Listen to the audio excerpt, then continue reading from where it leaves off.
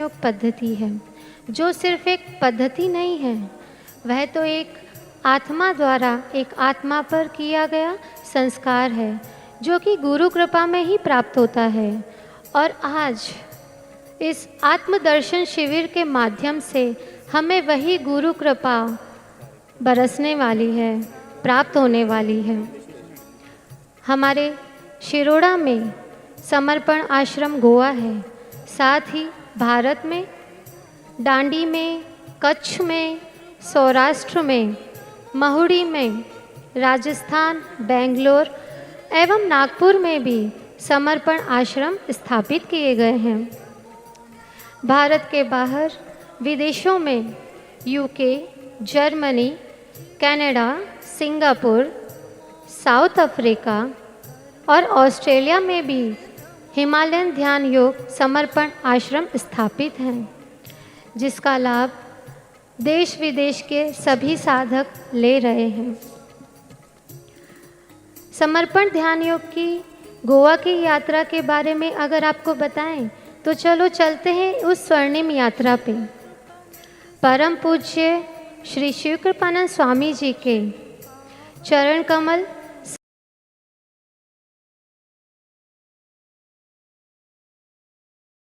सर्वप्रथम गोवा में वर्ष 2000 में हुए थे, जिससे हमारी यह भूमि और पावन हो गई और यह आध्यात्मिक नगरी में बदलने लगी। 2000 से ही वह आध्यात्मिक चक्र यहाँ पर घूमने लगा।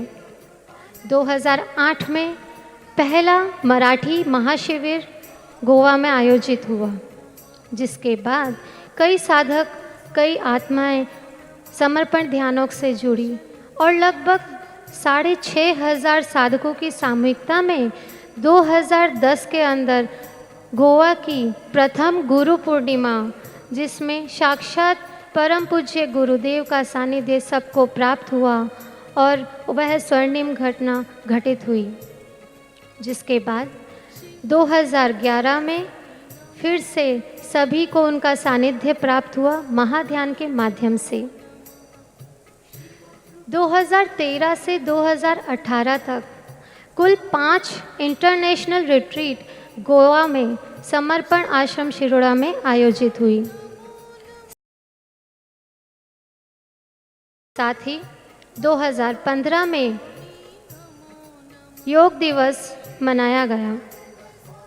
वही योग दिवस जिसे आज हम योगासन के रूप में मानते हैं, लेकिन सिर्फ योगासन योग नहीं है, वह तो अष्टांग योग है, जिसमें यम, नियम, प्रत्याहार, योगासन, प्राणायाम, धारणा, ध्यान एवं समाधि के बारे में विस्तृत रूप से स्वामी जी ने बताया है। साथ ही 2016 में दर्शन शिविर हुआ था और उसके बाद आज 2024 में फिर से हमें वह सौभाग्य मिला है कि हम परम पूज्य गुरुदेव का साक्षात सानिध्य मिल पा रहा है। 2021 में हमारे समर्पण आश्रम गोवा में श्री स्थाई गुरु शक्ति धाम का भूमि पूजन संपन्न हुआ।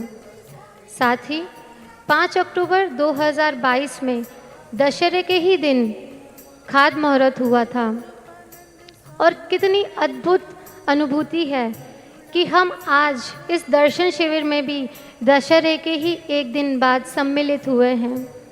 यानी दशहरे में जैसे स्वामी जी ने बताया है कि हमारे मैं के अहंकार को, हमारे देह रूपी रावण को खत्म कर हमें आत्मराम का राज्य स्थापित करना है और दशहरे के बाद हम उस आत्मराम राज्य की ओर अग्रसर हो रहे हैं।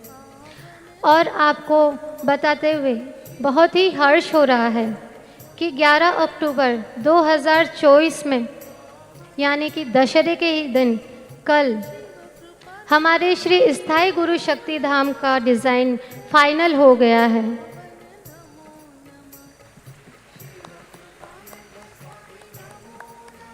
वैसे तो गुरुदेव ने सदैव कहा है कि जो समर्पण आश्रम गोवा है वह मेरा कमाऊ बेटा है, लेकिन इस बार दशहरे के अवसर पर उन्होंने हमारे आश्रम को जीवंत आश्रम से नवाजा है। और ये हमारे लिए बहुत ही सौभाग्य की बात है कि हम जीवंत सद्गुरु के सानिध्य में, जीवंत आश्रम में, जीवंत नगरी में यहाँ उस चैतन्य को, उस आत्मा की अनुभूति को प्राप्त करने के लिए एकत्रित हुए हैं।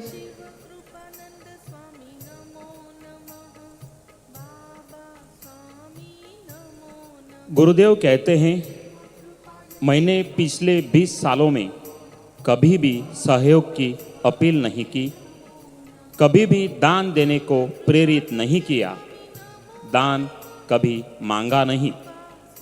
उसके बावजूद भी इतना बड़ा आश्रम खड़ा हो गया। लेकिन अब गुरु शक्ति धाम जब बनने जा रहा है तो उसमें मैं केवल दान नहीं मांगूंगा, मैं चाहूँगा आप उसके साथ जुड़े। निर्माण कार्य तो होगा ही, आप सहयोग दो तो भी होगा, नहीं दो तो भी होगा। कोई काम अपना पैसे के कारण कभी ना रुका है, ना भविष्य में कभी रुकेगा। पैसा तो आने वाला है और कार्य होने वाला भी है।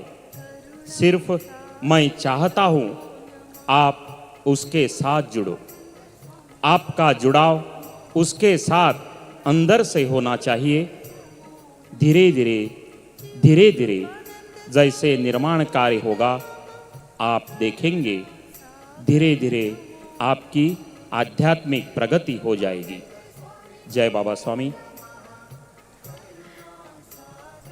वर्ष 2022 में अक्टूबर में ही पुलिस शिविर और विधानसभा शिविर गोवा में आयोजित हुए और उनके लिए फिर से ये बहुत बड़ा लकी ड्रॉ है कि कल 14 अक्टूबर को फिर से कला अकेडमी पंजिम में पुलिस शिविर का आयोजन होने जा रहा है। समर्पण ध्यान योग पद्धति में जब परम पूज्य गुरुदेव हिमालयन की यह ध्यान पद्धति समाज में लेकर आए थे, तब यूके बेस्ड रिसर्च सेंटर्स ने यह दावा किया कि ये जो अनुभूति आप बता रहे हैं इसका प्रूफ क्या है। तो उन्होंने प्रश्न किए और उस समय हमारे भारत में कुछ ऐसी तकनीक उपलब्ध नहीं थी।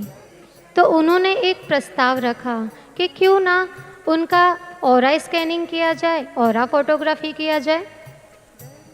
तो उस समय पर यूके बेस्ड रिसर्च सेंटर ने किर्लियन फोटोग्राफी के माध्यम से परम पूज्य गुरुदेव का ऑरा फोटोग्राफी में लिया, जिसके अंदर उन्होंने पाया कि एक गोल्डन एनर्जी स्पेक्ट्रम उन्हें दिखाई दिया। फिर से कई वर्षों बाद 2018 में उन्होंने फिर से ऑरा कैप्चर किया। तब उन्होंने पाया कि उनका ऑरा अभी लाइट वायलेट एनर्जी फील्ड में दिखाई दे रहा है। और उन्होंने पूछा, how are you still alive in this body, अर्थात आप अभी भी इस शरीर में कैसे हैं, क्योंकि जो वायलेट कलर है वो इंडिकेट करता है कि यह वह परम चैतन्य, परम शक्ति हो चुके हैं जो कि शरीर में ही नहीं है। तो सोचिए, आज हम ऐसी पर ब्रह्म शक्ति जिसके सामने सदैव सारा ब्रह्मांड नतमस्तक रहता है और जिसके साथ सदैव हिमालयन की समस्त गुरु शक्तियाँ उपस्थित रहती है, उन्हीं के ऑरा में हम सभी आज उपस्थित हैं और उसका लाभ हमें मिलने जा रहा है। आज के दर्शन शिविर का लाभ यहाँ पर प्रत्यक्ष रूप से आप सभी भाई बंधु भगिनी सभी ले रहे हैं। साथ ही कई पवित्र आत्माएं, कई साधक ऑनलाइन अपने घर पर रहते हुए इस दर्शन शिविर का लाभ ले रहे हैं। तो आप सभी को बहुत बहुत शुभकामनाएं कि हम आज इस दर्शन शिविर का लाभ लेने जा रहे हैं। यह वह स्वर्णिम अवसर है जिसमें हम साधारण दर्शन नहीं ले रहे हैं, हम उस आत्मदर्शन में सम्मिलित हो रहे हैं जो कि हमारे अंतः शुद्धि की एक प्रक्रिया है, जो कि आत्म साक्षात्कार की उस अनुभूति को देने वाले हैं। यह वह क्षण है जिसमें अंतर शुद्धि का पर्व भीतर की सृजनात्मक शक्ति से मिलने जा रहा है। वह एक चेतना का क्षण जिसमें परम चैतन्य की शक्ति मिलने जा रही है। चैतन्य यानी वह चेतना शक्ति जिससे हमारा जीवन चक्र चलता है, और यदि यह चेतना शक्ति कम होती है तो हम धीरे धीरे उस कमी के साथ मृत्यु की ओर अग्रसर होते हैं। देखा जाए तो हम सभी मोबाइल ज़रूर से यूज़ करते हैं। पहले के समय में वायर वाले टेलीफोन हुआ करते थे जिसे हम दूरभाष यंत्र बोलते थे। अभी उसके बाद टेक्नोलॉजी डेवलप हुई और कीपैड फ़ोन आ गए। फिर से उसके बाद टेक्नोलॉजी डेवलप हुई और स्मार्टफोन आ गए, और अभी तो अधिकतर लोग एप्पल एंड्रॉयड फ़ोन लेते हैं। तो आइए हम भी आध्यात्म की उस नई टेक्नोलॉजी से मिलते हैं जिसमें ऑरा और कुंडलिनी शक्ति के बारे में बताया है, जिसका लाभ आज हम दर्शन शिविर के माध्यम से लेने जा रहे हैं।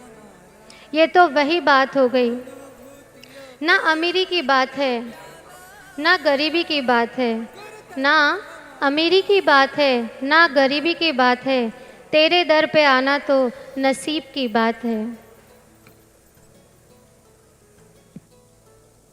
वक्रतुंड महाकाय सूर्यकोटि समप्रभ निर्विघ्नं कुरु मे देव सर्वकारेषु सर्वदा। गणनाथ सरस्वती रवि शुक्र बृहस्पतिन् पंचैतानि स्मरे नित्यं वेदवाणी प्रवर्तते। नमस्ते शारदे देवी बुद्धिदेयी सरस्वती जिव्हाग्रे बसुनी माझा विद्यादान असे करी। लक्ष्मी सरस्वती शारदा तू आदिशक्ती महेश्वरी कृपे तुझा सर्व होते सर्व सिद्धी सुरेश्वरी।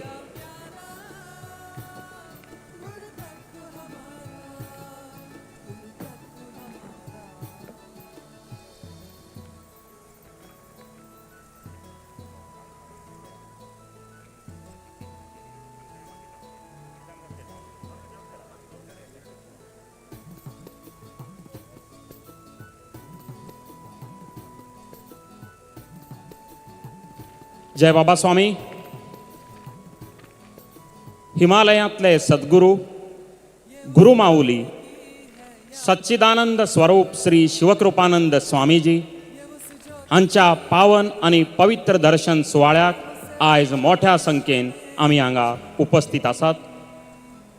जमिले सगळे मानेस्त समेस्त समर्पण परिवाराचे साधक, गोंय तसेच भायल्यान आयिल्ले भाव भयणी, पत्रकार, मिडिया आणि दर एकाचे हांव विराज प्रभुदेसाय आणि म्हजे साथी चंदन नायक गोंय समर्पण परिवाराच्या वतीन मना काळजांतल्यान स्वागत करतात। सगळ्यांक नमस्कार आणि परत एकदा हुनहुनीत येवकार। श्रावण महिन्यान भक्ती रसान बुडून गेल्लो गोंयकार भाद्रपदांतल्या चवथीच्या उत्सवान चैतन्यान आणि मांगल्यान भरून गेल्लो गोंयकार, नवरात्रीच्या जागरणान देवीचो जागर करपी गोंयकार आणि 3.5 मुहूर्तां मदलो एक आशिल्लो दसरो म्हणून पवित्र आणि तृप्त जाल्लो गोंयकार। अशा ह्या मंगलमय पवित्र आणि चैतन्यान भरिल्ल्या वातावरणान हिमालयन ध्यानाचे सद्गुरू श्री शिवकृपानंद स्वामीजी आयज हांगा प्रत्यक्ष दर्शन दिवपाक येतात व भांगराळ्या अक्षरांनी बरोवन दवरपा सारको दुग्ध शर्करा योग आसा। पवित्र आणि पुण्यवान अशा आमच्या देवभूमीत साक्षात परमात्म्याचे अवतरण जाता। बोलो बाबा स्वामी महाराज की, वंदनीय गुरुमैया की, आज के चैतन्य की, आज के परमानंद की।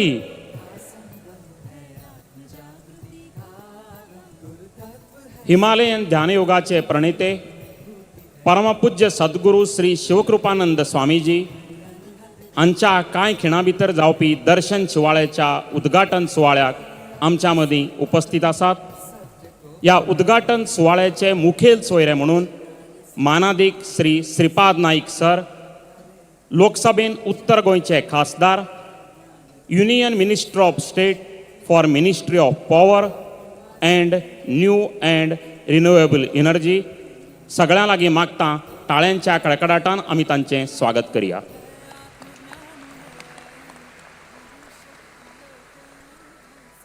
ह्या समयाचेर खास ओमान साकून आयिल्ले आमचे साधक अरुण देसाई सर, गोंय समर्पण आश्रमाचे गोविंद पर्वतकर सर, GPSCचे chairman doctor Sukaji Naik sir आणि डायरेक्टर एज्युकेशन ॲडमिनिस्ट्रेशन सौ आशा वांगणकर या मानाच्या सोयऱ्यांचे आमी मना काळजांतल्यान स्वागत करतात। सगळ्यां लागीं मागता टाळ्यांच्या कडकडाटान तांकां उर्बे भरीत येवकार दिवया।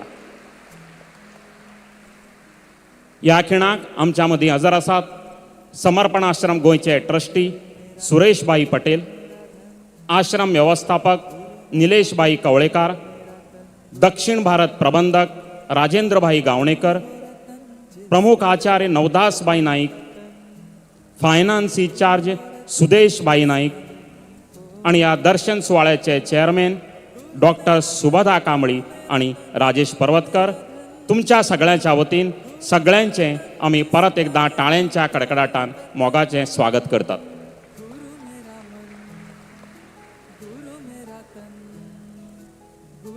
नामनेचे कोंकणी कवी पुंडलीक नायक आपल्या एका कवितेन म्हणटात, ज्या फुलांत गंध भरला त्या फुलांचो मोग म्हाका, ज्या मनांत मोग रिगला त्या मनाची ओढ म्हाका। सगळ्या मानेस्तांचे आमी स्वागत करतात मोगाच्या फुलातोऱ्यांनी। सगळ्यात पयलीं आयच्या ह्या उद्घाटन सुवाळ्याचे मुखेल सोयरे मानाधिक लोकसभेन उत्तर गोंयचे खासदार श्री श्रीपाद नाईक सर। हांव मागतां गोंय समर्पण आश्रमाचे ट्रस्टी सुरेशबाई पटेल हांचे कडेन तांणी तांकां फुलांचो तुरो दिवन तांचें स्वागत करचें।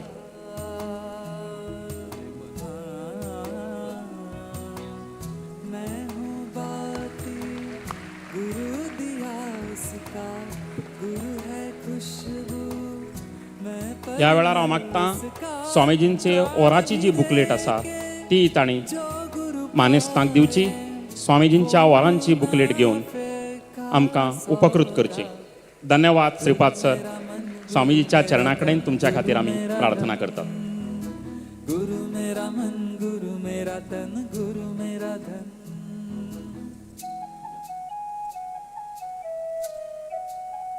फुडल्या सुवातेर आमच्या मदीं हजर आशिल्ले गोविंद पर्वतकर भाई, हांव मागतां परत एकदां सुरेशबाई पटेल हांचे कडेन तांणी गोविंद पर्वतकर भाईक फुलांचो तुरो आनी स्वामीजींच्या ओराची बुकलेट दिवन तांचें स्वागत करचें।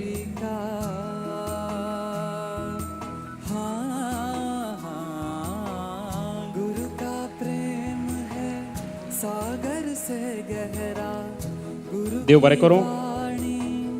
आमच्या मदीं हजर आसात GPSCचे chairman doctor Sukaji Naik sir. हांव मागतां परत एकदां GPSC member doctor Sukaji Naik sir, हांव मागतां परत एकदां पटेल भाई कडेन तांचे फुलांचो गुच्छ आनी स्वामीजींच्या ओराची बुकलेट दिवन तांचें ह्या दर्शन शिबिरांत स्वागत करचें। धन्यवाद सर। ताज्या नंतर आमच्या मदीं हजर आसात सौ Ayesha Wangankar, director education administration. परत एकदां हांव पटेल बाई कडेन मागतां तांचें पुष्पगुच्छ दिवन स्वागत करचें।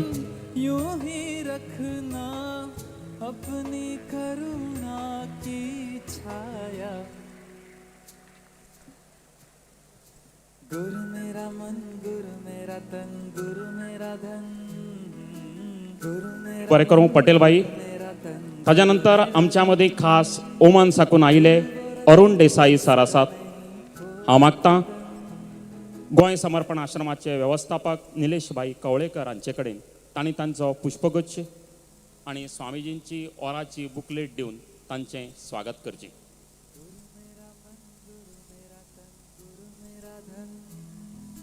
गुरु मेरा मन, गुरु मेरा तन, गुरु मेरा धन, गुरु वो रतन जिसका नहीं कोई. देव बरें करूं दोगांक. आमच्या मदीं खास आसात आशिष कलावरबाईजी. हांव मागतां दक्षिण भारत प्रबंधक राजेंद्रबाई गावणेकर हांचे कडेन तांणी पुष्पगुच्छ आनी बुकलेट दिवन तांचें स्वागत करचें. गुरु मेरा मन, गुरु मेरा तन, गुरु मेरा मन, गुरु मेरा तन, गुरु ही है एक ही जतन.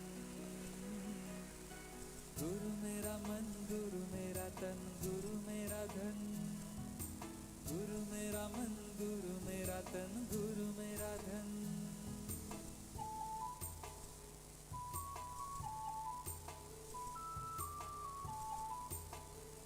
जय बाबा स्वामी.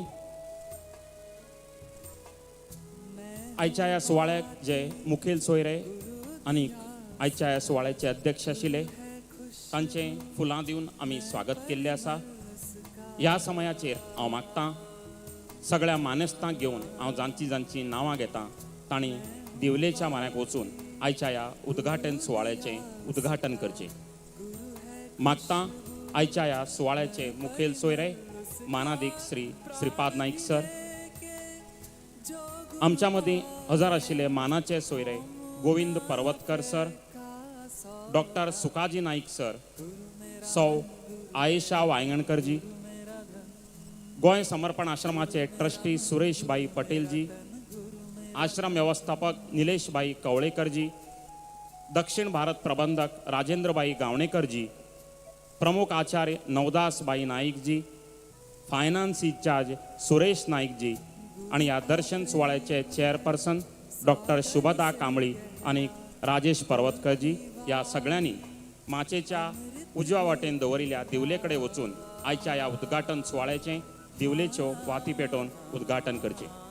गुरु का प्रेम है सागर से गहरा, गुरु की वाणी अमृत भी फीका, सारा जगत ही.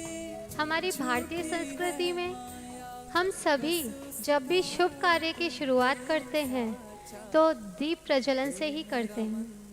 तो आइए आज हम सभी अग्नि देवता से प्रार्थना करते हैं कि वे यहाँ उपस्थित हों और हम सभी का ये कार्यक्रम सुचारू रूप से संपन्न हो. इसी प्रार्थना के साथ हम सभी से अनुरोध करते हैं कि कृपया शांत चित्त होकर बैठें और इस स्वर्णिम अवसर का लाभ लें. शुभम करोति कल्याणम आरोग्यम धन संपदा शत्रुबुद्धि विनाशाय दीपकाय नमोस्तुते. दीपो ज्योति परम ब्रह्मा दीपो ज्योतिर्जनार्दना दीपो हर्तु मे पापम संध्या दीप नमोस्तुते.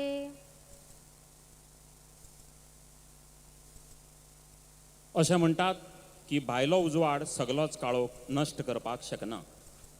ह्या भायल्या उजवाडाक कारण आशिल्ली ज्योत म्हणल्यार त्या परमात्म्याची ज्योत जी आमच्या दर एका मदीं पेटत आसता. ह्या सगळ्या ज्योतींचें प्रतीक म्हणल्यार गोंयची पारंपारीक अशी ही दिवलेची ज्योत. ह्या पेटिल्ल्या दिवलेच्या ज्योतीच्या उजवाडान सगळ्यांक सुख समाधान आनी शांतिकाय मेळचें अशें स्वामीजीच्या चरणा कडेन आमी प्रार्थना करतात. सगळ्यांक जय बाबा स्वामी.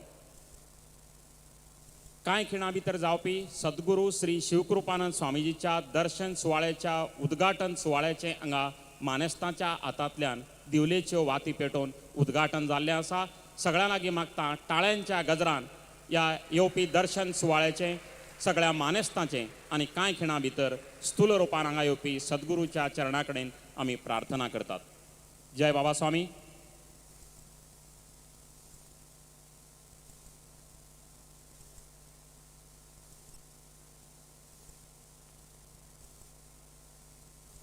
सगळ्या मानेस्तांक आमी मना काळजांतल्यान धन्यवाद दितात. सगळ्यां लागीं मागतात तांणी परत येवन आपली बसका घेवचे.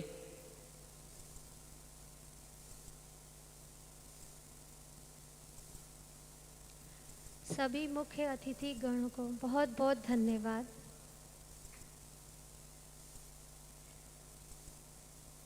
एक बार श्री राम गुरु वशिष्ठ के पास गए और उन्होंने कुछ इस प्रकार से उनसे कहा कि गुरुदेव, आज तो मेरा संपूर्ण भ्रम ही समाप्त हो गया है. तो गुरु ने उन्हें पूछा, क्या हुआ? तो श्री राम ने कहा, मैं सदैव सूर्यदेव को देखता था और उनसे प्रार्थना करता था कि मेरे भीतर प्रकाश हो, लेकिन आज वह भ्रम भी दूर हो गया. और आज मैंने उनसे प्रार्थना की कि हे सूर्यदेव, आप उन तेजस्वी किरणों को अपने भीतर ही समेट लें जिससे नेत्र बंद हो जाते हैं, क्योंकि जब नेत्र बंद हो जाते हैं तो हमारे भीतर के उस शाश्वत सत्य को हम नहीं देख पाते हैं.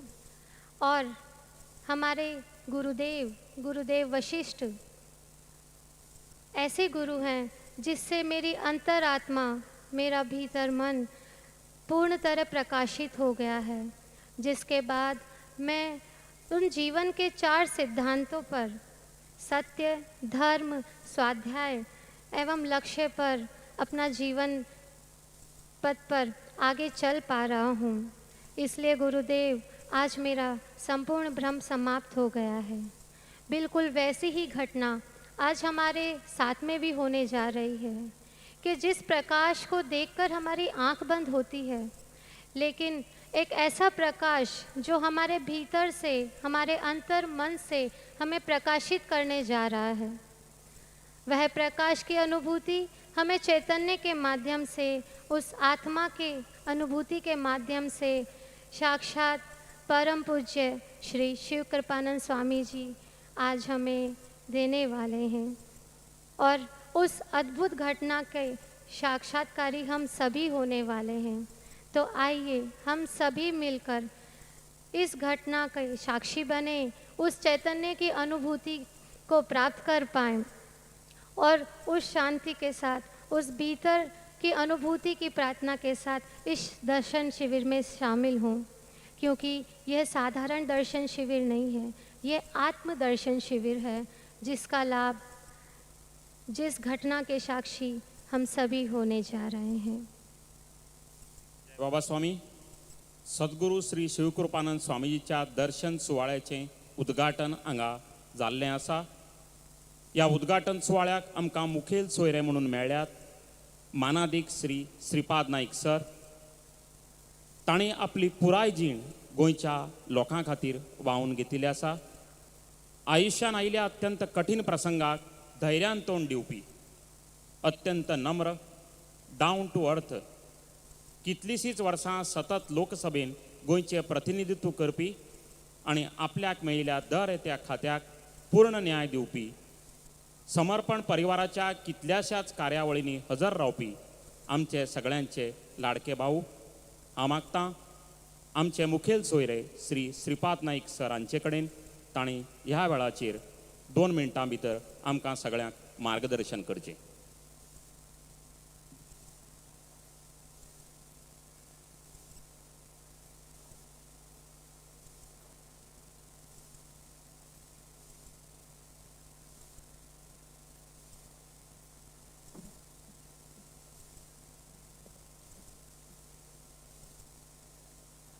नमस्कार.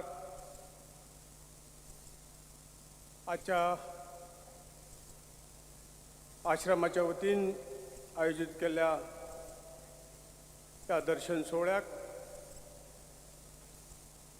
आमकां सगळ्यांक मार्गदर्शन करपाक कालच दसरो जाला आणि ह्या दसऱ्याच्या शुभ पर्वाचेर गोंय सारक्या भुमीक ज्यांचे पांय लागल्यात आणि ह्या सुंदर अशा दसऱ्याच्या निमित्तान आयोजित केल्ल्या ह्या कार्यक्रमाक आमकां मार्गदर्शन करपी परमपूजनीय श्री शिवकृपानंद स्वामीजी ज्यांनी हे कार्य आमकां सगळ्यांक दिला, हे गुरुकार्य करपी सगळे गुरुभक्त भावांनो आनी भयणींनो, आमी सगळे भाग्यवान आसात की एक बऱ्या मुहूर्ताचेर स्वामीजीचें आगमन आज गोंयांक जालां आनी ह्या मार्गदर्शन शिबिराक तांचे आध्यात्माचेर मार्गदर्शन आमकां सदांच मेळटा. ह्याय शिबिराक ते आमकां मार्गदर्शन करतले हांव तांचे तुमचे सगळ्यांचे वतीन स्वागत करता. ध्यानाचें म्हत्व कितें आसा आमी सगळ्यांनी ताजो स्वाद घेतलेलो आसा. साखर गोड आसा परंतु ताजी गोडी जिबेर घेतल्या नंतर कळटा, फक्त उतरांनी ती गोड लागना. आनी म्हणून तुमी सगळे ह्या अध्यात्माची चव तुमी स्वता ध्यान करून घेतिल्ली आसा. आणि ह्या ध्यानाच्या माध्यमातून संपूर्ण देश, संपूर्ण समाज हो ज्ञानान भरून दिवपाचें काम हे स्वामीजीचें मार्गदर्शन निश्चितपणे आमकां फुडें व्हरपाक जाय. ध्यानाचें म्हत्व अनन्य आसा, आमी सगळे जाणात. म्हणून आमचें जें मनुश्य जन्माचें कर्तव्य आसा त्या ध्याना शिवाय किंवा भक्ती शिवाय, अध्यात्मा शिवाय हें अर्दें उरतलें. आनी जी संदी कितल्योश्यो येवनी फिरून जी काही हो आमकां मानवाचो देह मेळ्ळो आसा, मनशाचो देह मेळिल्लो आसा, मनीस जन्म मेळिल्लो आसा, ह्या जन्माचें जर सार्थक जातलें तर ह्या मार्गा शिवाय पर्याय ना. हे सदांच आमकां स्वामीजी अशा पद्दतीचें मार्गदर्शन करतात. भारत ही अध्यात्माची भूमी. संपूर्ण जगात एक नाव प्राप्त केलें, जाका भारताक नाव त्याच खातीर आसा की हें शिकपाक संपूर्ण जगांतले लोक हजारो वर्षां ह्या हिंदुस्थानाक येताले, भारताक येताले आनी हें ज्ञान घेवन भायर वताले. आनी ह्या अध्यात्मामुळेच तर भारत आज जगात अजून पर्यंत वरच्याच नंबराचेर आसा. तो एक नंबराचेर आशिल्लो, ह्या जगाच्या गुरुपदी आशिल्लो. परंतु काही काळा निमित्त आमी आमचो पुरुषार्थ गमयलो आनी परकी येवन आमचेर आक्रमण केलें. आनी ह्या आक्रमण केल्या नंतर आमच्या बुद्धी सकट, आमच्या सगळ्या रिती रिवाजा सकट आमकां ताजे बसून, ह्या ज्ञाना बसून परावृत्त केलें आनी ताजी फळां आमी अजुनूय भोगतात. आनी त्यामुळे जेन्ना आमी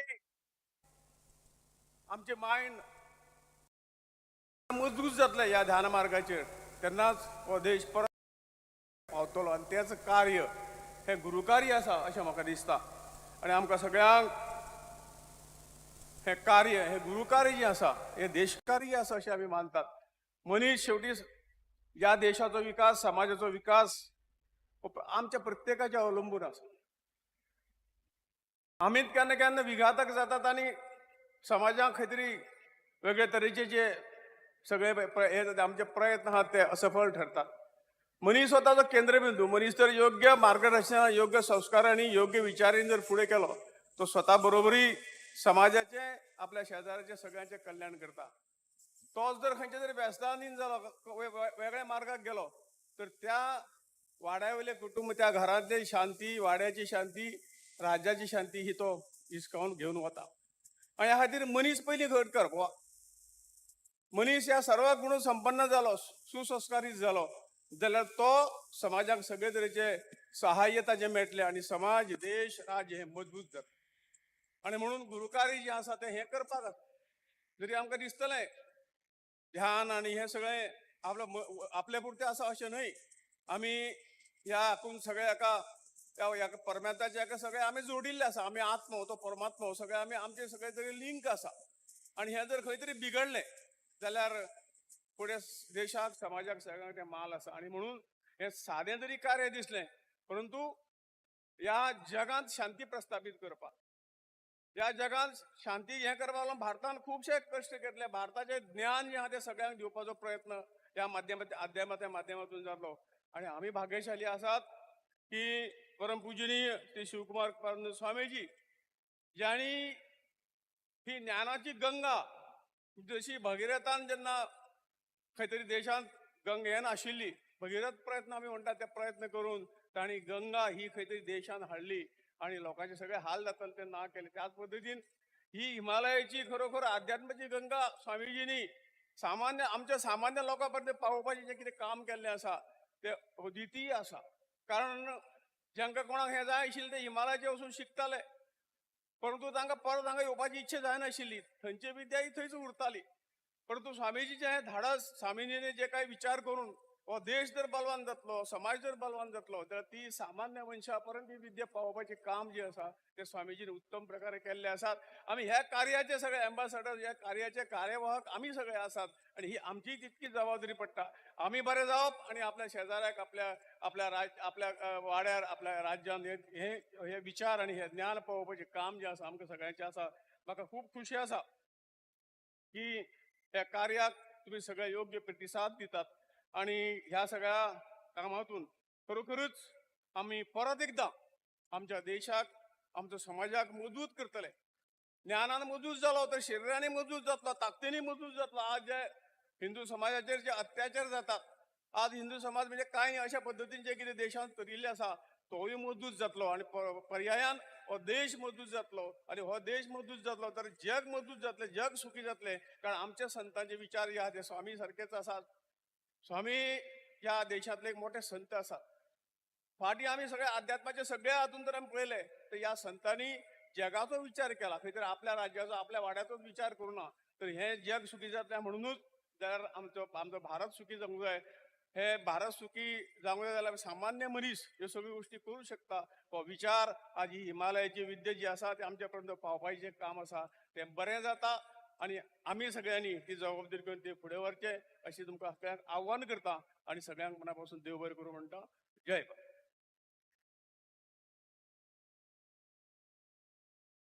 थँक्यू सो मच सर.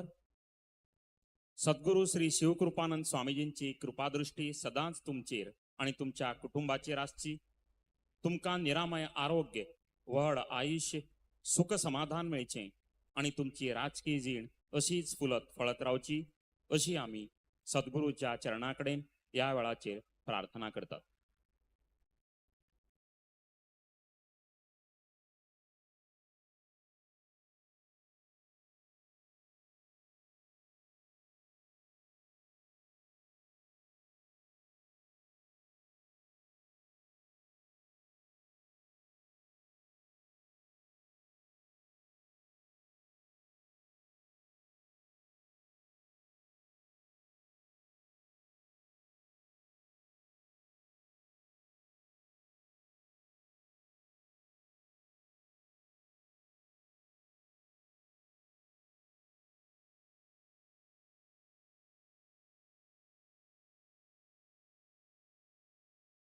गुरुदेव भगीरथ बन चढ़े हिमालय, चैतन्य कलश भरकर लाए हैं. गोवा दर्शन शिविर के द्वारा हम पर अमृत बरसाने आए हैं. जय बाबा स्वामी. आयच्या या उद्घाटन सुवाळ्याक आमच्या मदीं गोयचे मानादीक मुखेलमंत्री श्री प्रमोद सावंत सर उपस्थित रावपाचे आशिल्ले, पूण कांय कामा निमतान तांकां हांगा येवपाक मेळना.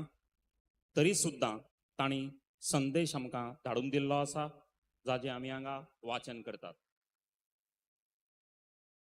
Doctor Pramod Sawant, chief minister Goa, 13 October 2024.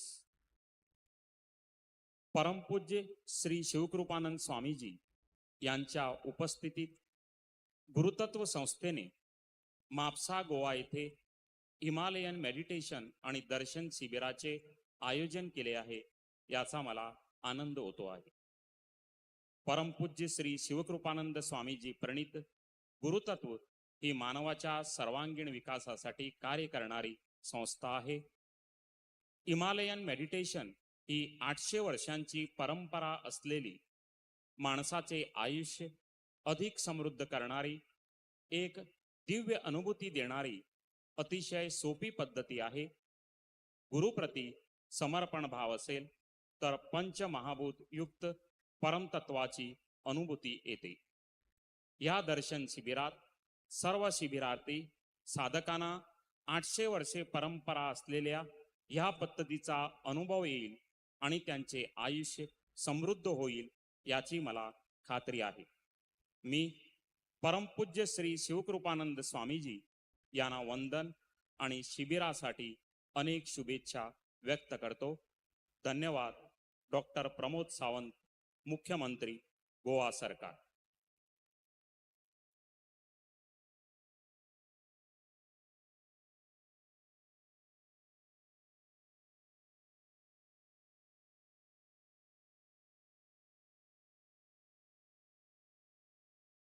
हमारे मध्य परम पूज्य गुरुदेव का आगमन होने जा रहा है. स्वामी नमो नमः, बाबा स्वामी नमो नमः, शिवकृपानंद स्वामी नमो नमः, नमो नमः, शिवकृपानंद स्वामी नमो नमः, बाबा स्वामी नमो नमः, शिवकृपानंद स्वामी नमो नमः, बाबा स्वामी नमो नमः, शिवकृपानंद स्वामी नमो नमः, बाबा स्वामी नमो नमः, शिवकृपानंद स्वामी नमो नमः, बाबा स्वामी नमो नमः.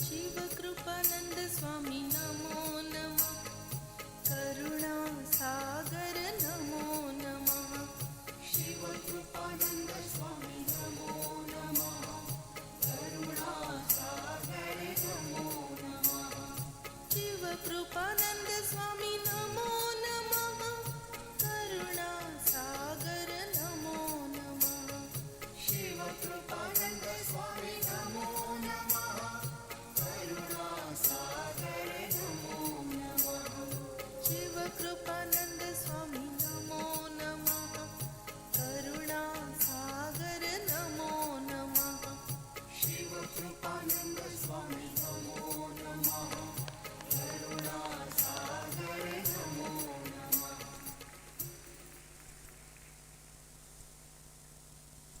ओम अग्नि ज्योति ज्योति अग्नि स्वाहा, सूर्यः ज्योति ज्योति सूर्यः स्वाहा, अग्निवर्चो ज्योतिर्वर्चः स्वाहा, सूर्यः वर्चो ज्योतिर्वर्चः स्वाहा, ज्योति सूर्य सूर्यो ज्योति स्वाहा.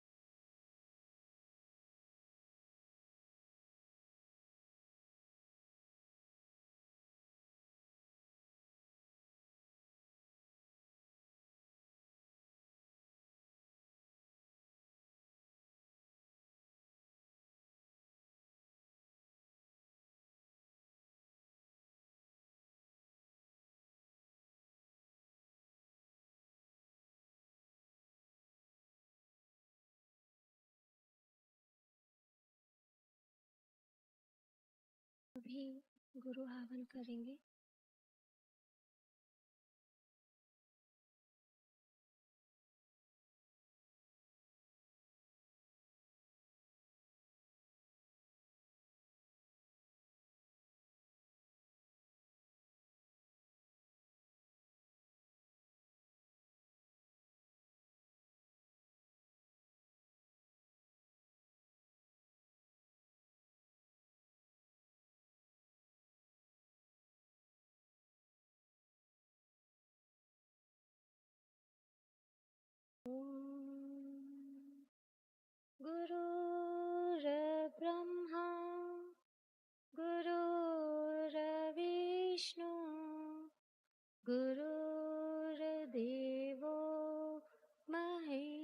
परमेश्वरा गुरुर्साक्षात् परं ब्रह्मा तस्मै श्री गुरुवे नमः तस्मै श्री गुरुवे नमः तस्मै श्री गुरुवे नमः। हम सभी की ओर से प्रार्थना करते हैं, हे गुरुदेव अमृत बरसाएं, हे गुरुदेव अमृत बरसाएं।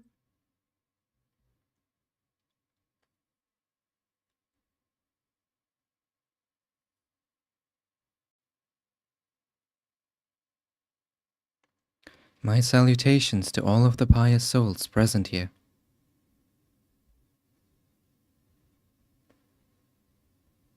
Now recently, in our country, many G20 meetings happened. They happened in many cities. They happened at different locations. And you must have seen in all of this that there was one thing that was common. A slogan was written at every place. Vasudev Kutumbakam, Vasudev Kutumbakam, Vasudev Kutumbakam. Everywhere. This one slogan was written.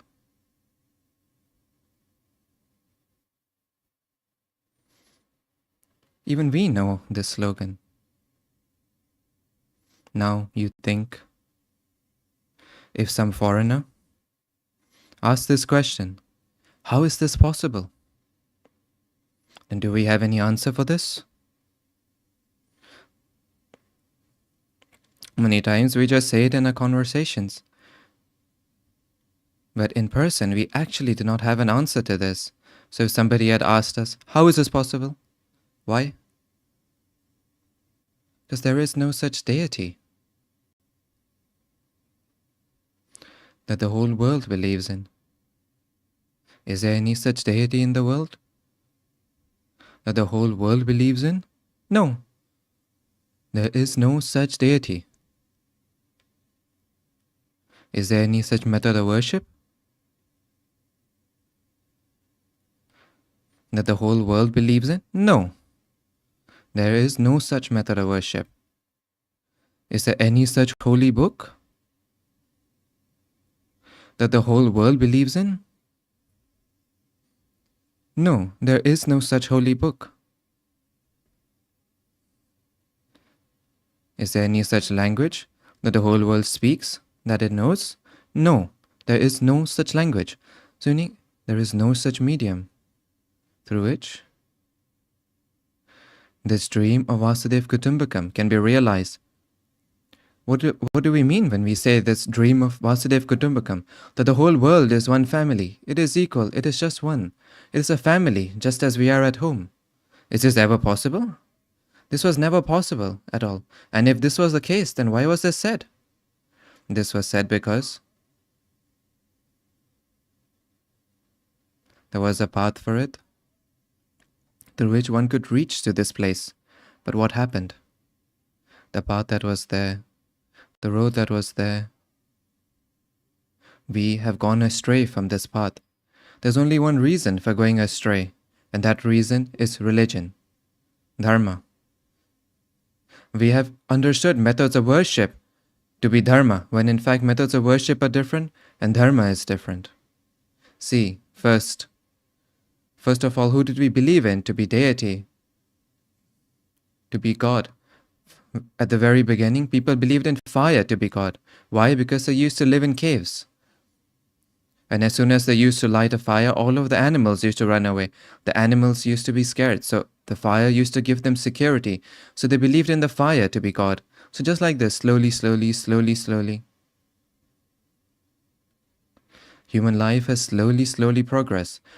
This mental progress that has happened, it has happened very slowly.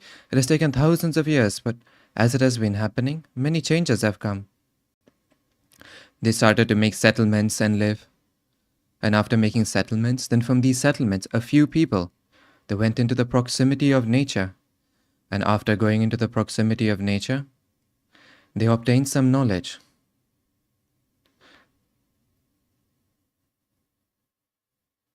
They obtained some knowledge that the ordinary human did not have. So from this, there's one speciality. Whoever has gone there, he has not come back at all. And what happened because they did not come back? The knowledge that they had obtained, it never reached society. But some people who had a very intense desire that this should reach society, such people came into society. And after coming back into society, they gave their knowledge to society and they tried that first society should become well cultured. At that time, humans used to kill each other and eat. It was such a bad state. So in order to improve this state, they made different rules. They gave different preachings. But the preachings which they gave, the rules which they made, after they departed, became a method of worship. And after that, people are walking on that same method of worship. And they're not able to understand the difference between the method of worship and religion, Dharma. So people are sitting and thinking of methods of worship to be Dharma, when in fact methods of worship are different and Dharma is different. Dharma means that knowledge. Dharma meaning that knowledge. What one should do and what one should not do. This knowledge, this is Dharma. This very thing. They understood this, but what did they say? They started giving preachings. Do this thing, do not do this thing, do this thing, do not do that thing. So now you see, all of the methods of worship, they're all based on this. All of the people are giving importance to karmas. Do good things, leave bad things. Do good things, leave bad things. So meaning, methods of worship are based on the preachings of karma, when in fact what they had said was that knowledge, that gyan, that you should obtain it, from which you yourself get the inner knowledge, what thing is good and what thing is bad. But to do this was difficult. What was easy? To just spread this, do good things, don't do bad things. And they made this into a method of worship. When in fact, methods of worship are different and Dharma is different. And because of this very reason, now you see, today, all of these conflicts that have happened all over the world, all of this fighting, it has happened because of method of worship. Nobody even knows what is Dharma. Dharma has been left to the side completely, when in fact the essence was about Dharma. Now recently, Saint Nyaneshwar spoke about Swadharma. Swadharma meaning our own Dharma, that tells us what is good and what is bad. But even that remained limited to the Nyaneshwari. And then after that, it was not brought into our life.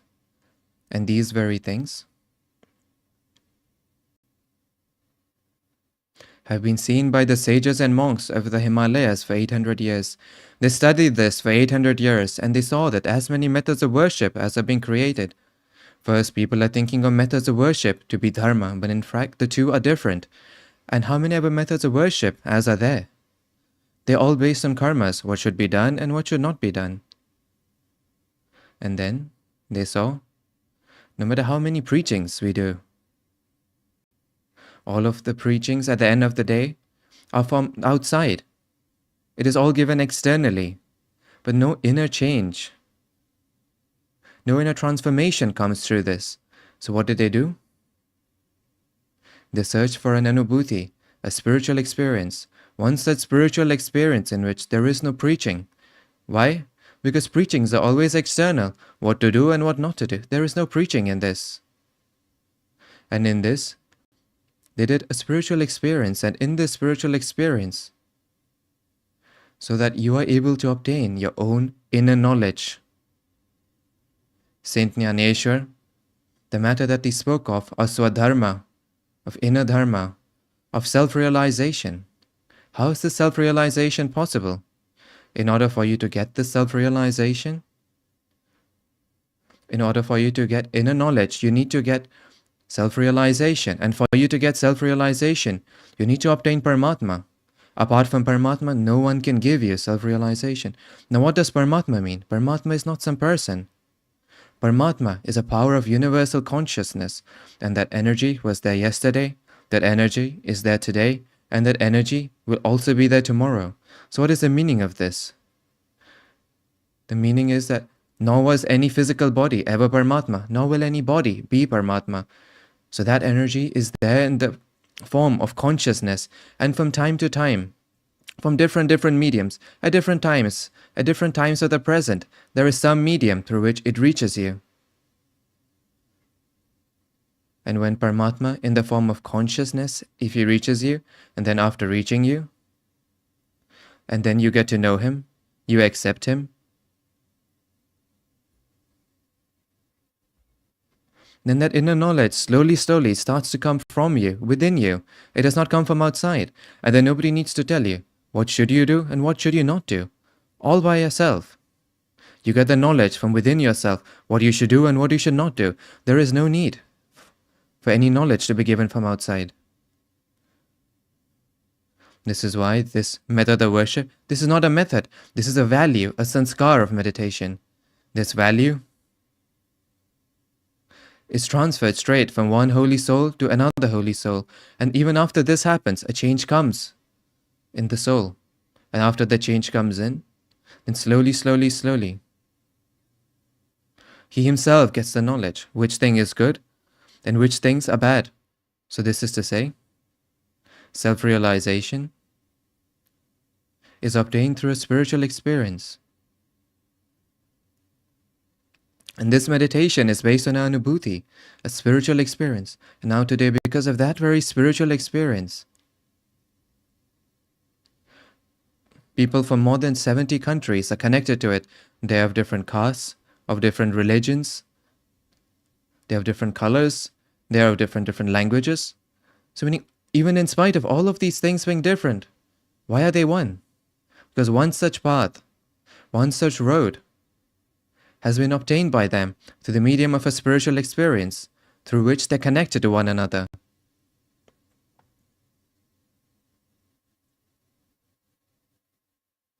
Just as we make a distinction between Dharma and methods of worship, we think of methods of worship to be Dharma. It is exactly the same for yoga.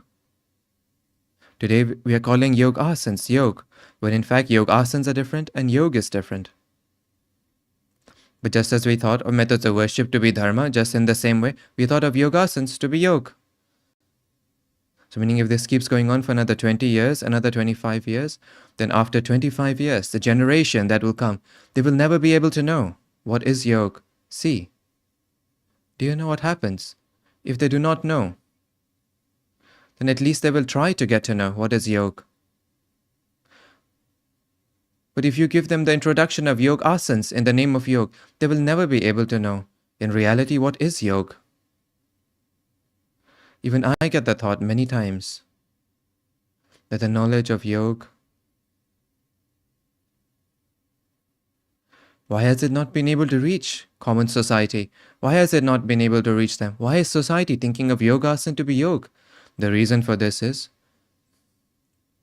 the road to the Himalayas, it is one-way traffic. The one who has gone is gone. He never comes back.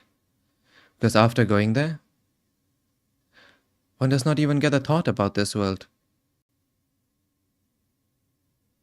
There's one British writer, he said, Swamiji, there's so much corruption spread in society, there's so much terrorism.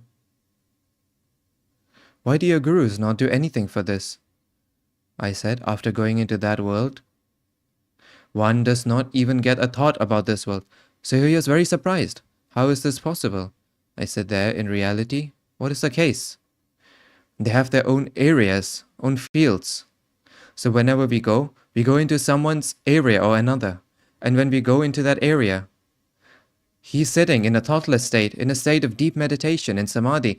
So as soon as we go into his aura, we ourselves become thoughtless. So no thought comes to us at all. So when we get no thought, then there is no question of coming into this world. My younger sister, she had asked me that you keep traveling around in so many jungles. Do you not feel afraid? But in reality, I gave her the answer. Even thought is Even fear is a thought. If I do not get any thought, I do not even get a thought of fear. So this is to say, the one who has gone there, he has not come back at all. And so because of this, that knowledge has not been able to reach society at all. Even I have not come. I have been sent.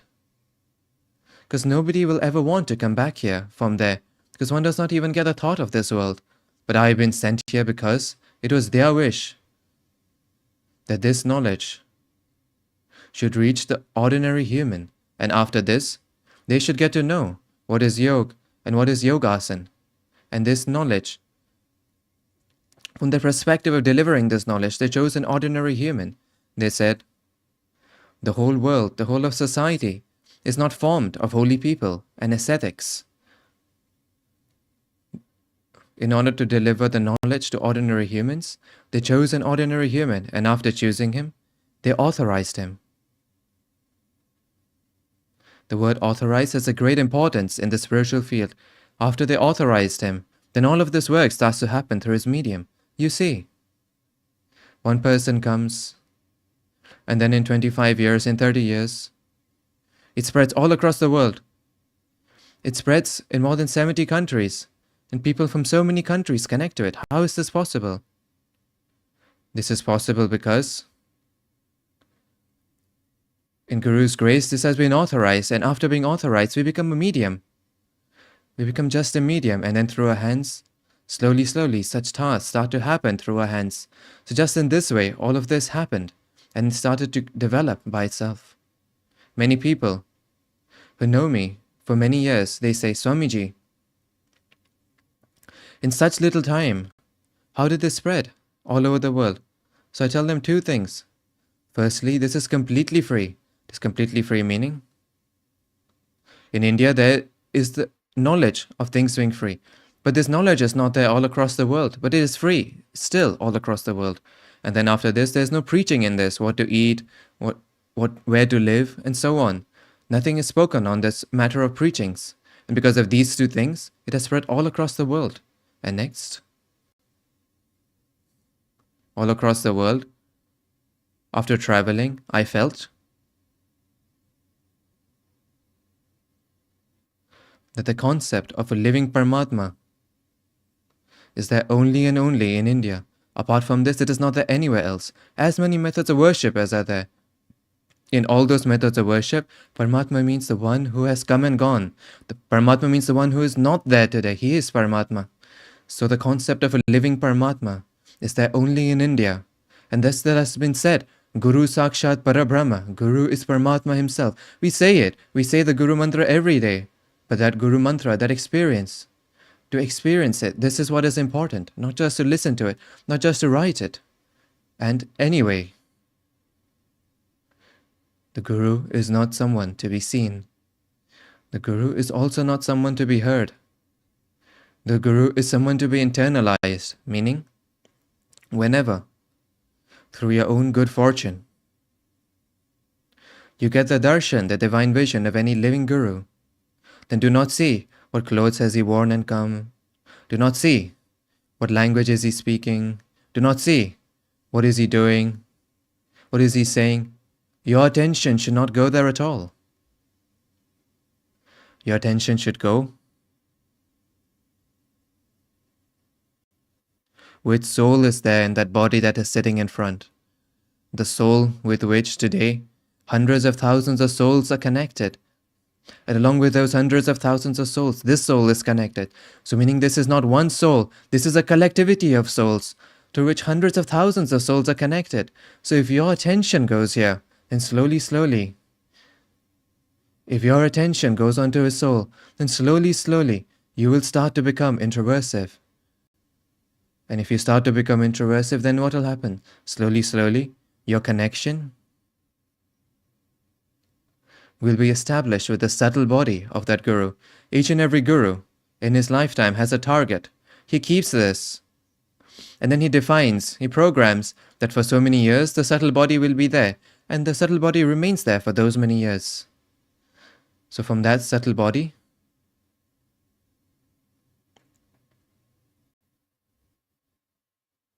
There's only one path to connect to it, to establish a connection. Whenever you see the body of the Guru, then do not see the body. What is being seen, do not see it. And what is not being seen, look at that. So what are you not able to see? That is the soul. You have to try to see that within his body, which that soul is there, with which hundreds of thousands of souls are connected. It happens. Whenever you go outside, whenever I go outside, I have to explain with many such examples. Once, in the United Kingdom, there's a place called Penru.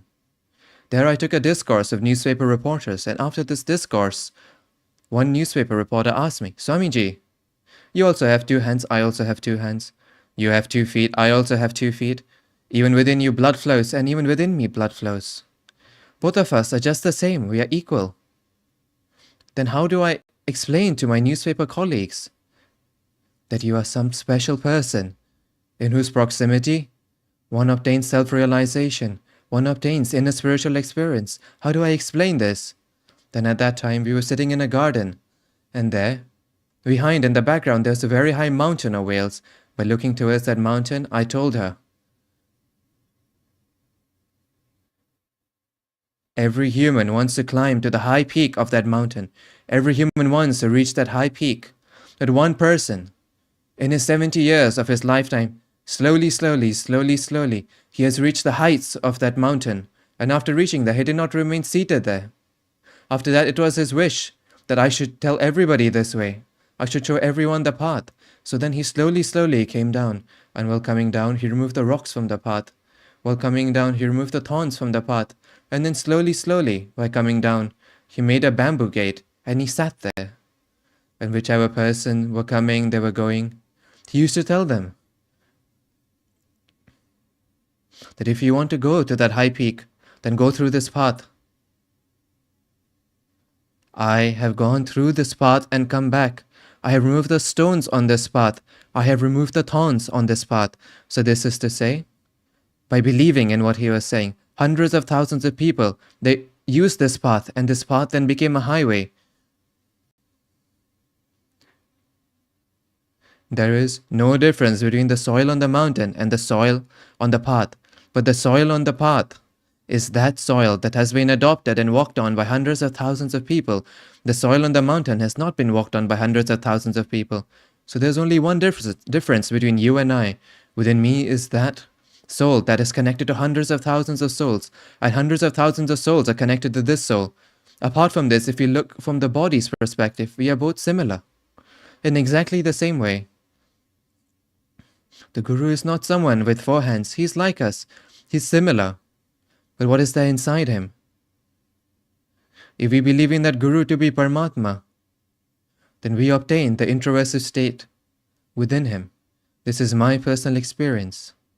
In my life, even I have done ritual worship, puja, all of these things that you do, I have done all of it. And in spite of doing all of this, I never received the satisfaction that I have obtained Paramatma, I have obtained God. I never received the satisfaction. When in fact I try to do all of this. And then when this does not work, then do you know what happens? Prayer is born. So I started to pray that I should obtain Paramatma. And when the prayer came to an end, then I started to cry. So meaning when this intense feeling, this intense thirst is created within us, then in our life, a Guru enters. So the Guru, by calling me to Nepal, he gave me self-realization. He gave me the inner spiritual experience. And after giving me this inner spiritual experience, the first thing that happened is my search for Paramatma came to an end. My search for God came to an end. And then Parameshwar, God is within me. I experienced this. Why? Because he had had the spiritual experience of Paramatma within himself. By remaining introversive for 40 years, what he had happened by remaining introversive for 40 years, I obtained that same introversive state, and my search for Paramatma came to an end. And next, I have obtained Paramatma. I have obtained Parameshwar. This is the biggest satisfaction of one's life, and after obtaining this satisfaction, then we no longer have the desire to obtain anything. We become satisfied. So I obtained this complete satisfaction. And after getting this satisfaction, then my search for Paramatma came to an end, when in fact he was just like me. He was an ordinary human. So meaning, we say, Guru Sakshat Para Brahma. I, however, have experienced Guru Sakshat Parabrahma. Guru is Paramatma himself. And that day I experienced, no matter how beautiful you make a painting of a lamp, no matter how good the colors are, that lamp cannot give you light. Only a living lamp can give you light. In exactly the same way, self-realization can only and only be obtained through a living Guru, and not apart from this. A few days ago, some time ago in America, the devotees of a Samadhist Guru, they organized a very big discourse. It was relayed even in America from 4 or 5 places, and then they had invited me that please shed light on the topic of the Guru, when in fact they were very old devotees of him. For 25 or 30 years they were doing devotion towards that Guru. So then I asked them, my experience is different. My experience about a Guru is that in the Himalayas, the Gurus, whatever knowledge they used to have, they used to give me that knowledge, and then after that, they used to give it to me. And after giving it, they used to show me the way to the next Guru. That after this, you should go to this Guru. Where are you supposed to reach? Now how is your further spiritual progress supposed to happen? So no Guru ever held on to me and kept me there. Every time, the one Guru sent me to the next Guru, and the second Guru sent me to the third Guru, and the third Guru sent me on to the fourth Guru. So meaning, no Guru ever kept me there in a permanent place.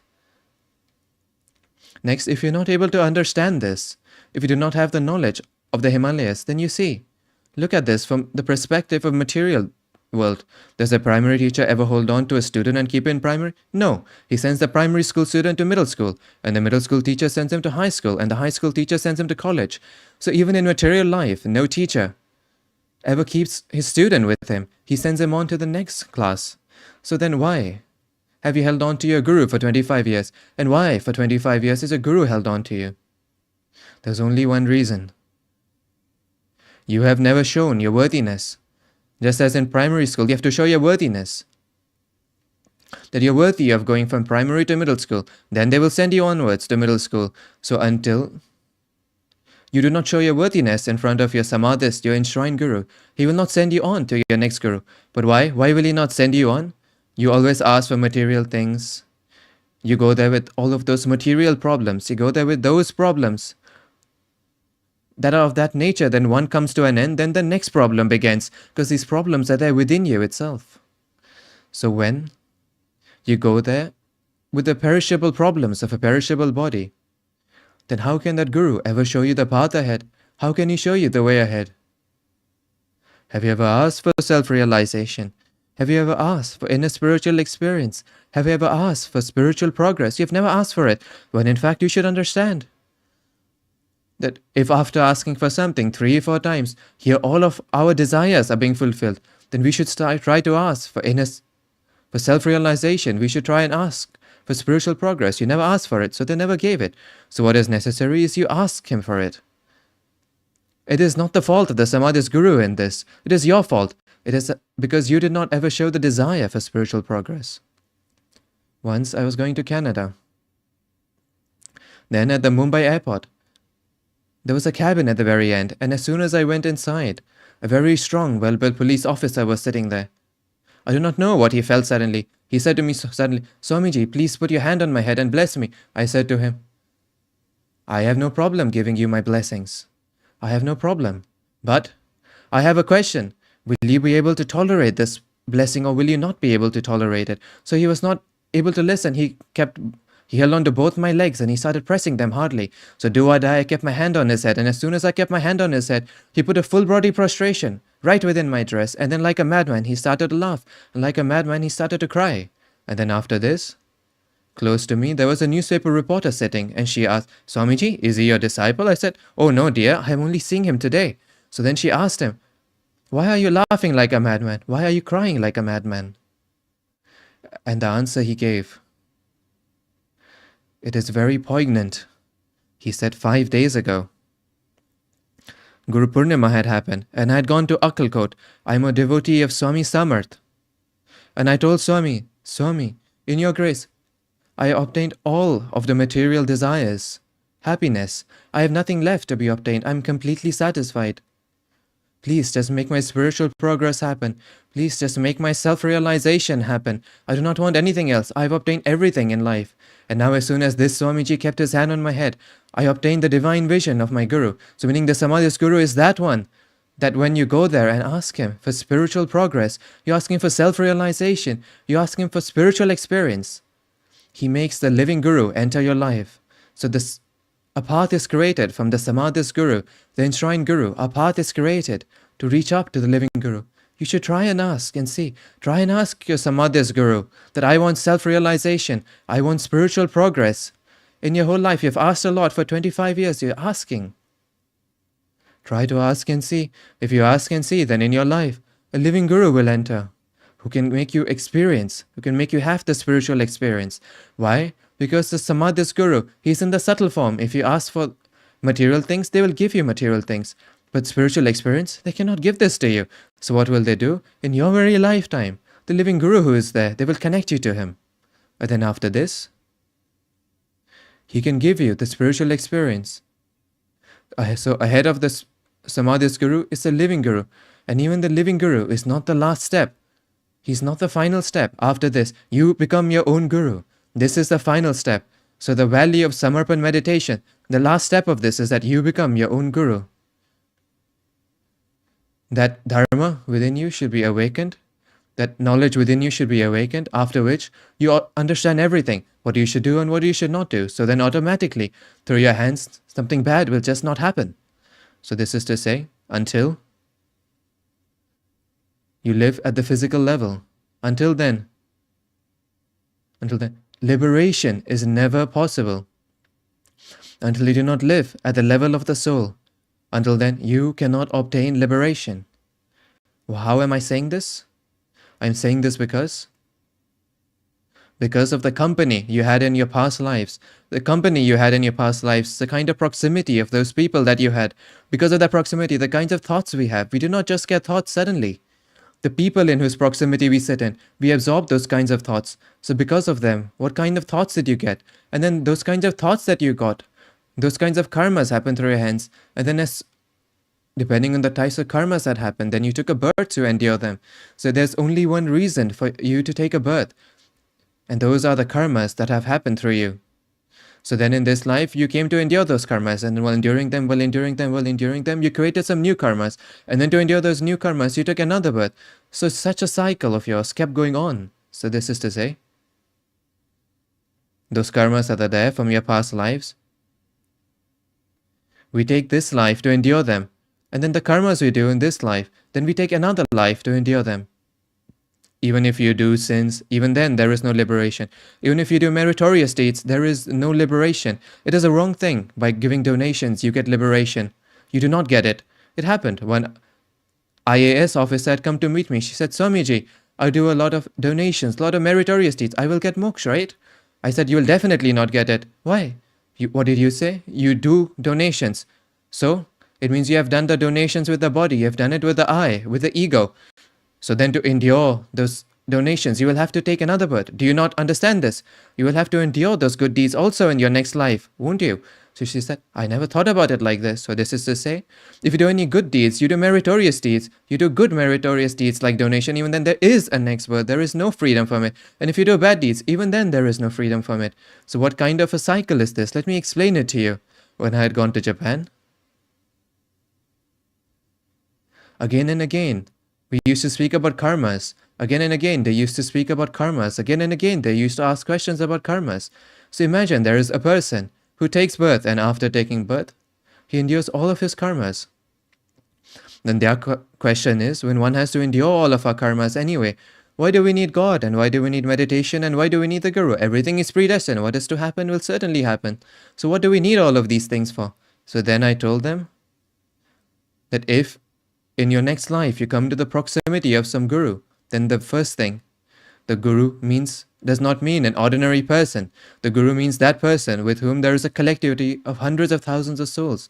Guru means that one who is the present day medium of Paramatma, through whose medium the supreme consciousness itself flows. What is the recognition of Paramatma? The recognition of Paramatma is not some form, not some color. The recognition of Paramatma is a consciousness, the supreme consciousness, and he was there yesterday, he's there today, and will be there tomorrow also. And the supreme consciousness flows through the medium of the Guru. And when you connect with him, then you slowly reach this point. And after reaching here, all of the karmas of your past lives, you endure them. All of the past karmas come to an end, and then slowly, you reach here. And after reaching here, you have already endured all of your karmas from your past. Then in this life, your aura has become so powerful, so strong, that bad karmas just do not happen through your hands. And then after this, whichever good karmas that you do, I, you do not say this, I. You believe that they happen in the Guru's grace. So then in this state, you neither have your old karmas, nor do you have bad karmas, nor do you have good karmas. So you have a completely nil state. Your account is completely nil. Karma-free state. You obtain a karma-free state in your life itself. And after obtaining it, there is no next life anywhere after this. So this that we call moksha, liberation. And one obtains this in their lifetime, not after dying. We say that he has died, he has obtained moksha, liberation. It is not like this. This moksha, this liberation, you will have to obtain this within your lifetime itself. Until this account does not become nil, until then you do not get liberation. So the way in which one class teacher, some boys of his, they come into merit. He becomes happy, he becomes pleased. That come. At least some of the boys of my class have come into merit. Just in the same way, I am speaking with happiness. Even those of our path, many sadhaks, they have already obtained the karma-free state. Many of them have obtained it. And now after this, it is only the case that you do not know of it. You do not have the knowledge of it. And you do not have the knowledge because until you do not reach their spiritual level, until then, you will not be able to meet them. But they have obtained it. So there are many such sadhaks who have obtained the karma-free state. Many such male and female sadhaks have obtained it. There's nothing left to be obtained in their life anymore. This state, one can obtain it only when your feeling of I comes to an end. And who starts this feeling of I? We only start it. For example, a small child comes. That small child is completely empty. He has no I, no ego, he has nothing. And then we name him. We give him a name. Your name. This is your caste. This is your religion. This is your language. This is your country. So meaning, one by one, we put layers of ego and layers of ego on top of him. This is the very reason that in the ancient times, the naming ceremony used to be done through a guru. So that the guru gives such a name that is without the I. The name should be there, yes. But with the name, the feeling of I should not be there. By keeping such a holy name, the guru used to do the naming ceremony. Because this is where the beginning happens from. Then as soon as the naming ceremony happened, then slowly, the ego kept on increasing. The feeling of I kept on increasing. If from the very beginning, if he had received such a name, in which there is no feeling of I remaining, then he can go ahead and be free of everything, right? So all of this can be obtained through yoga. Yoga is one such path. Yoga is one such way through which you can obtain inner knowledge. You can obtain self-realization. You can obtain inner peace. And you can obtain the spiritual experience of Paramatma himself. You can obtain the karma-free state. It happened. Once, some businessmen came to meet me from foreign lands and they said, we are traveling all around the world and we are searching for inner peace. And I told them, you will never find inner peace, ever. That which you're searching for outside is not there outside at all. That inner peace is there within you. It's inside you. Paramatma and inner peace. They are two sides of the very same coin. The one who has obtained Paramatma, he has obtained inner peace. It is obtained automatically. It is not something that one has to search for separately. So if you obtain Paramatma, then one obtains inner peace automatically. So this is one truth. But you walk on that path. Walk on that path, right? If you walk on it, then you will get to know. And next, there's nothing here that happens suddenly. This is a constant spiritual practice. This is a constant effort. Slowly by doing it, it happens. Even you must be thinking. Even for me, it has not happened suddenly. Even in my life, I have made thousands of attempts, thousands of times I have been unsuccessful. Then we have reached up until here. It is always there. Behind a successful person, there are thousands of his failures hidden. So because of those failures, slowly, he becomes successful. And next, whenever any big incident happens, it never happens at the physical level. Anyone, even the scientists that are there, when they do any such research, such discovery, you ask them, did you do this? No, I was practicing for many days, and then suddenly one day it happened. So meaning, where the feeling of I comes to an end, there, at the soul level, some very big incident happens. So until you do not go on to the soul level, in your life, no change will come in. And next, this value of meditation is based upon a mantra, and through that mantra, the whole world is connected to one another. Before understanding that mantra, there's mental concepts.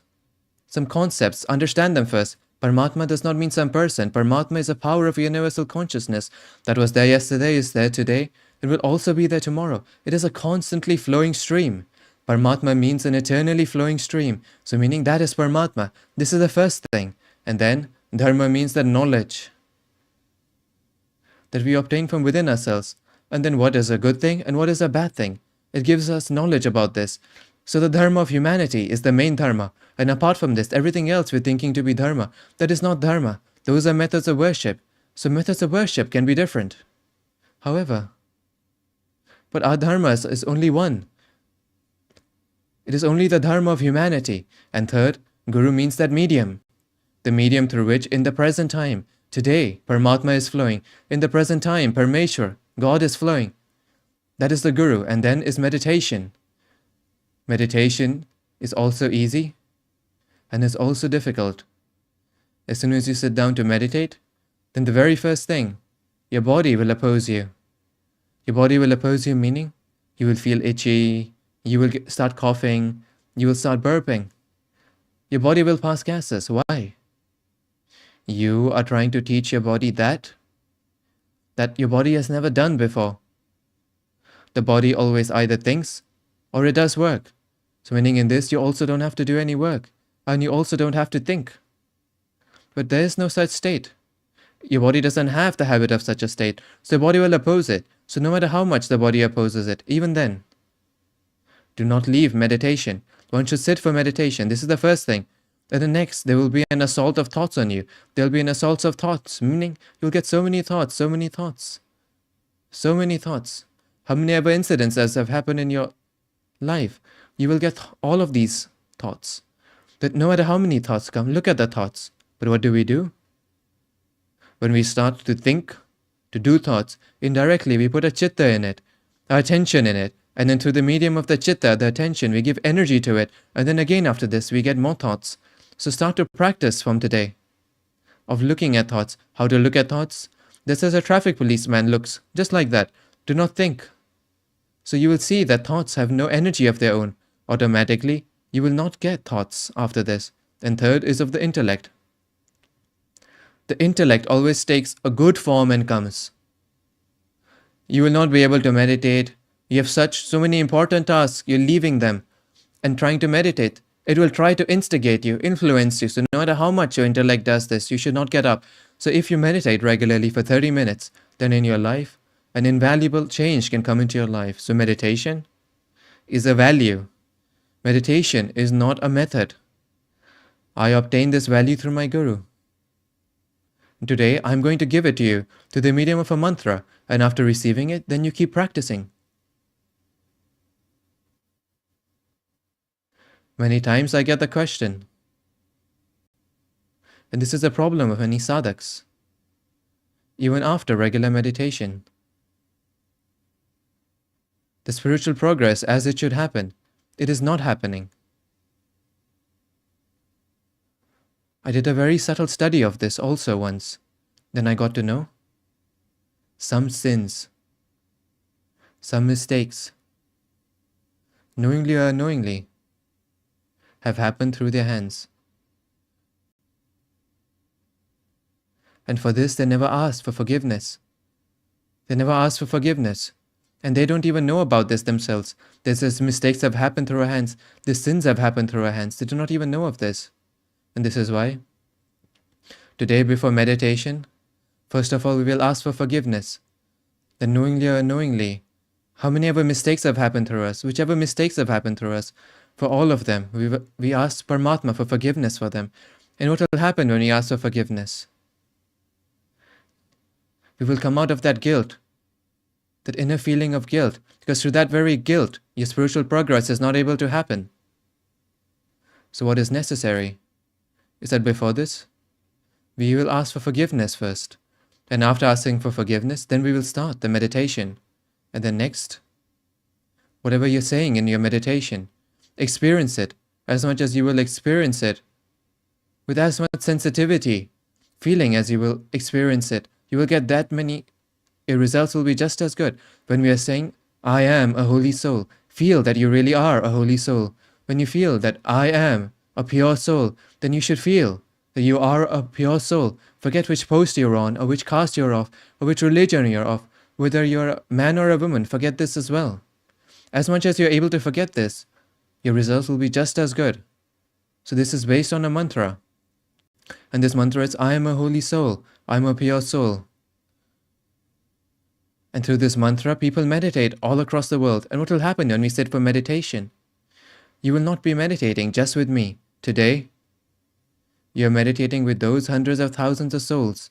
Those hundreds of thousands of souls that are meditating regularly. And then behind this are 70 years of my spiritual practice. The power of spiritual practice is also behind this. And when you do this, you will get a good experience. So amongst those of you, if someone is sitting on a chair, if you can sit on the floor, sit on the floor. Then you will obtain the earthing of the ground. So even if you're at home, sit on the ground and meditate. And if you're not able to meditate by sitting on the ground, then touch your bare feet, the soles of your bare feet onto the ground. Your connection should be there to the earth. So then automatically what will happen? The illnesses within you, the faults within you, the values within you, all of the bad values that are there within you, they will slowly go into the ground, and then you will become balanced. And then we will meditate along with me. This right hand of yours, keep it on the crown of your head.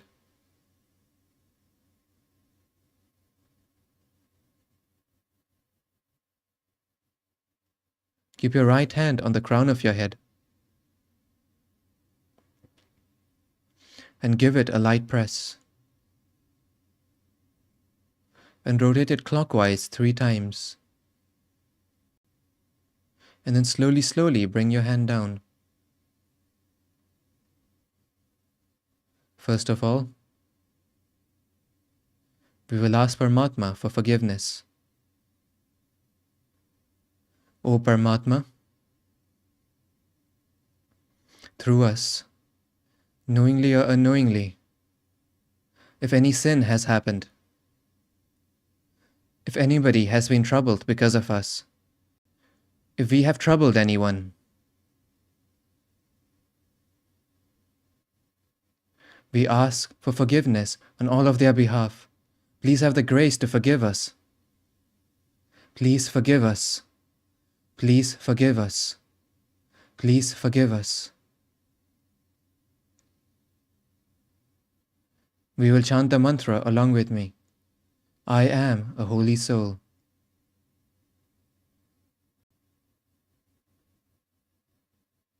I am a pure soul.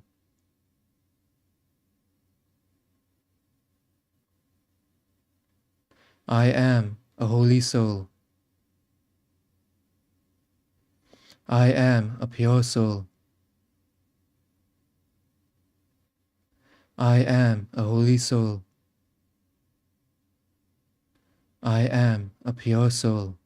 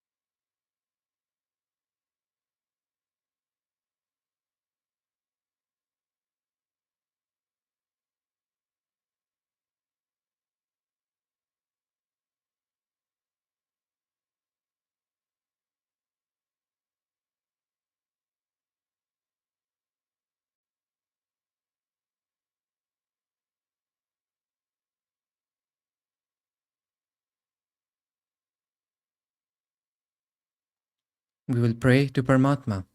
O Paramatma, please grant me self-realization.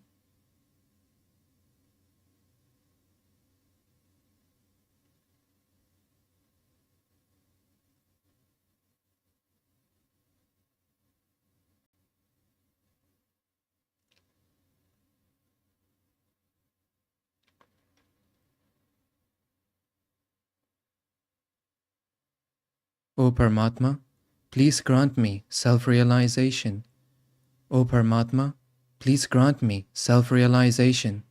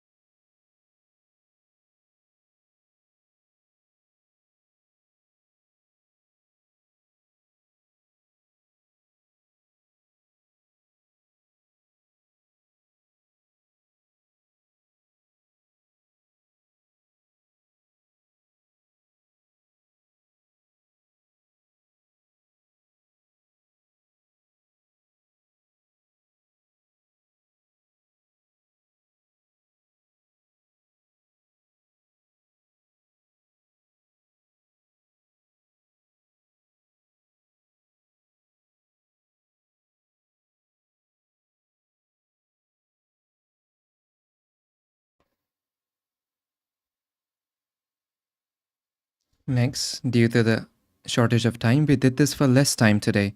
But from tomorrow, you have to practice this for 30 minutes every day. And if you do it in the morning, it is better. If you do it in the morning, then your whole day will go in this soulful feeling. But if you're not able to do it in the evening, but try to do it in the morning. And next, if anyone has any questions, please ask.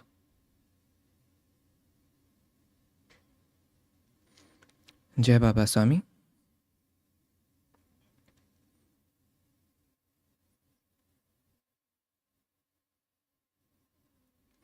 Now we will begin the question and answer session.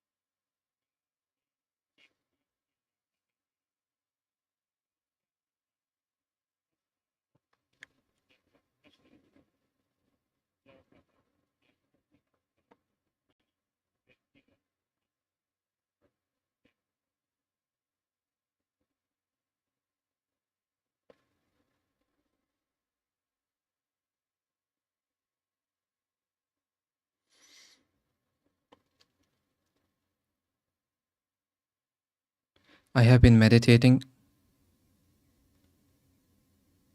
Please forgive us, there's a problem of echo on the stage area.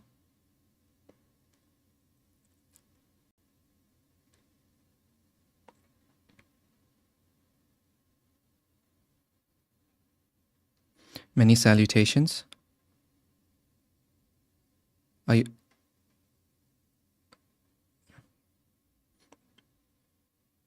I have been meditating for the last 2 years. Today I know 108 of my past lives. And for other people, I know about 35 of them. I make people meditate and I also meditate. I have no material problem. I am okay. Spiritually, I have this question. I do all of this, I feel good. And when I do service, I feel very happy. I make people go into meditation, but sometimes my soul feels dissatisfied. Why is it like this? Your past isn't good, and you get thoughts of the past again and again. That's why you go into the left, and a state of imbalance is created. This is why this happens. And you think a lot. Stop thinking so much.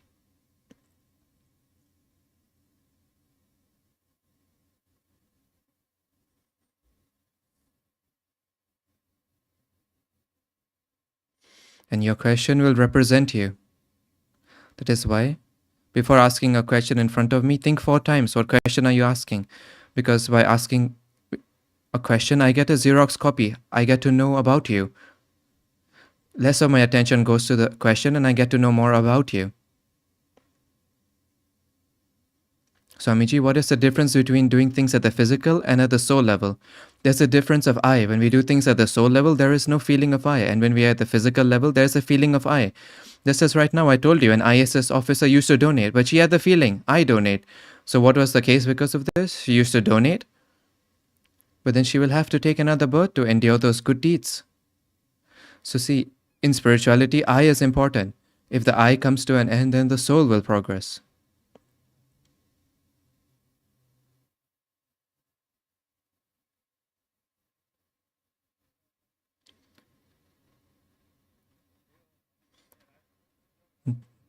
Jai Baba Swami. Swamiji, my question is, for a long time, Sindhavadar Ashram. Swamiji, you are not coming there. We are not getting any programs there. So Swamiji, is our bhava, inner feeling becoming less of the sadhaks of Saurashtra. Just recently, Kokila Ben from where you are from, and others came to meet me, and they came to call me, but I told them that why should I come there? Your construction is going on very well. So why should I come there? Your construction is going on very well, but here it was not going on well. Here it is not starting at all, so that is why I've come here to start it.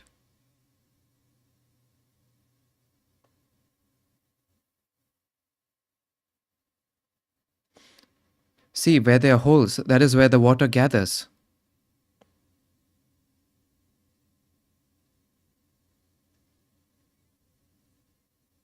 Many humble salutations to Guru Mauli.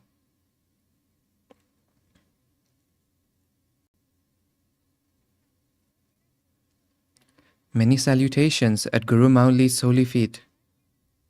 Gurudev, I wish to thank you that you do a lot for us. Gurudev, it is my pure wish that I and my family should always obtain your proximity. Gurudev, my question is, please give your guidance to me and my family. Nothing. This is why I said, whenever you see my physical body, then don't look at the physical body. See within which soul is there, along with which hundreds of thousands of souls are connected, and along with that soul to which hundreds of thousands of souls are connected. So as your chitta, your attention slowly goes into that soul, then your chitta will also slowly go on to the subtle body. The subtle body is permanent. You will get that proximity.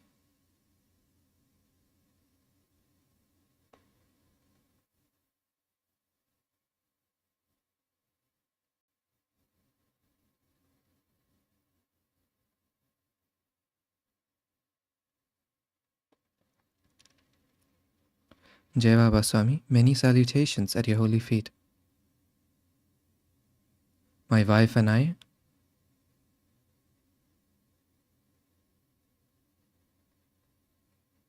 have connected to meditation since 2008, and we meditate regularly, that which we have not thought of.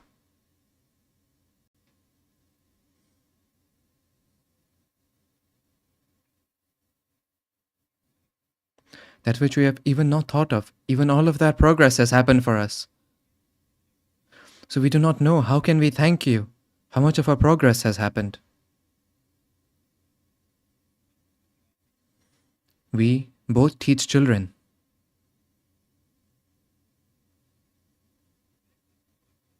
And the children which come to me, so they are from very good households, very good families.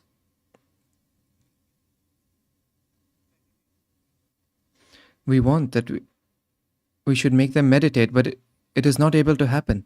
We do not know which deficiency is there in us. Gurudev, please have your grace and give us your guidance. How should we teach them? How should we start? Because the children which they have, they're from 13, 14 to about 17 years. Many times they go astray. Actually, what is there? Our task is to teach, to make them understand whether they're able to learn or not. This is not our area of work. See, for me, I've taught hundreds of thousands of people meditation, but how many of them are meditating? Like I said, the karma-free state, very few people have obtained it.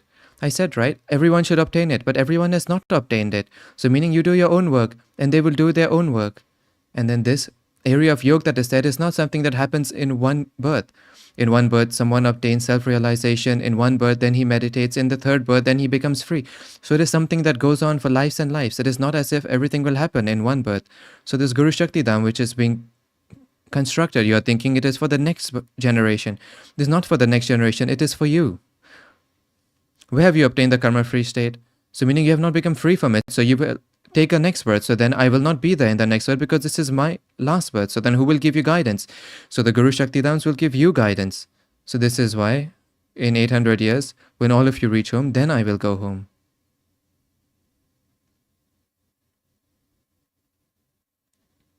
It's a very long programming. It is not something immediate. And next, slowly, slowly start to become free from everything. Slowly, slowly come out of everything. You get entangled with each and everything.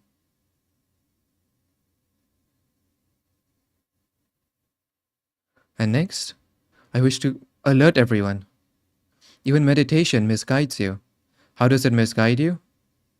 As soon as some of your progress happens in meditation, what is the obstacle in spiritual progress? It will immediately give you so much success. You will get entangled in all of these successes and your meditation will be left to the side. This should not happen. So no matter how much of your material progress happens, do not get entangled in it. Your meditation should not get left. So this will misguide you and you will get stuck in this and then your further progress will not happen.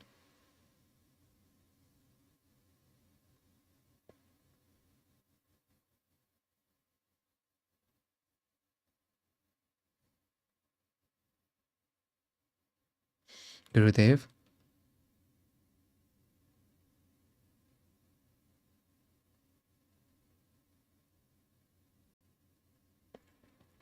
I'm having some obstacles. My son is doing work in a wrong manner. He has taken your Guru Diksha. He has even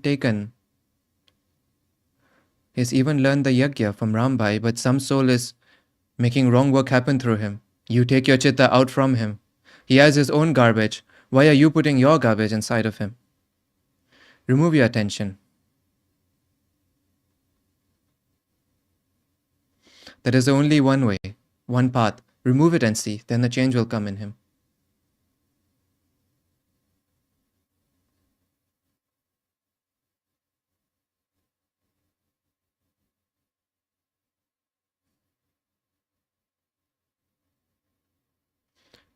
My age is of 11. I meditate from my childhood in your grace. My question is that sometimes sadhaks share some spiritual experiences, but I am not able to understand them. So then is it our mistake or is it that the way in which they're explaining it is that we're not able to understand it? It is not necessary that everyone gets these spiritual experiences. Even feeling good is a spiritual experience. This is why I do not speak about spiritual experiences. Even that you felt good while meditating, this is a spiritual experience. You're feeling good. This is also a spiritual experience. Spiritual experience does not mean that something will happen magically. Thank you.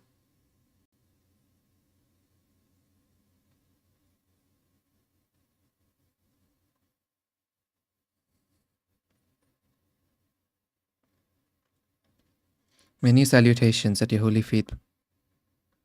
Please sit down.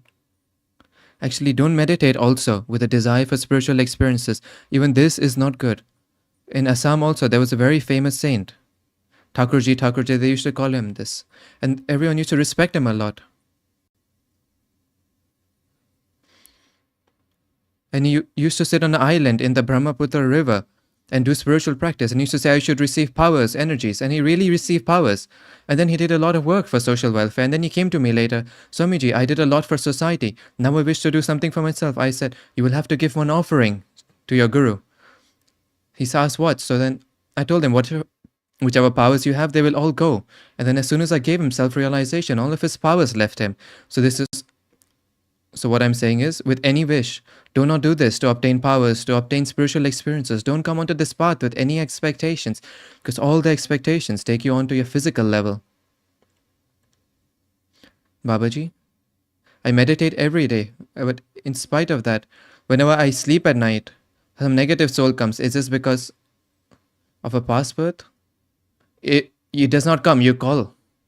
It does not come, you call. What should I do? Don't call. What should I do? What does this mean? So meaning, all of you listen.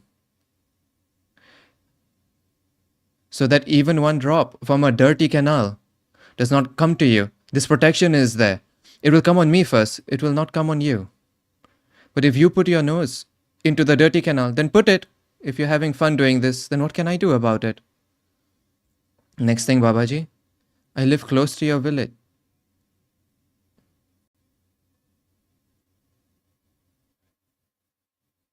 I live close to a village.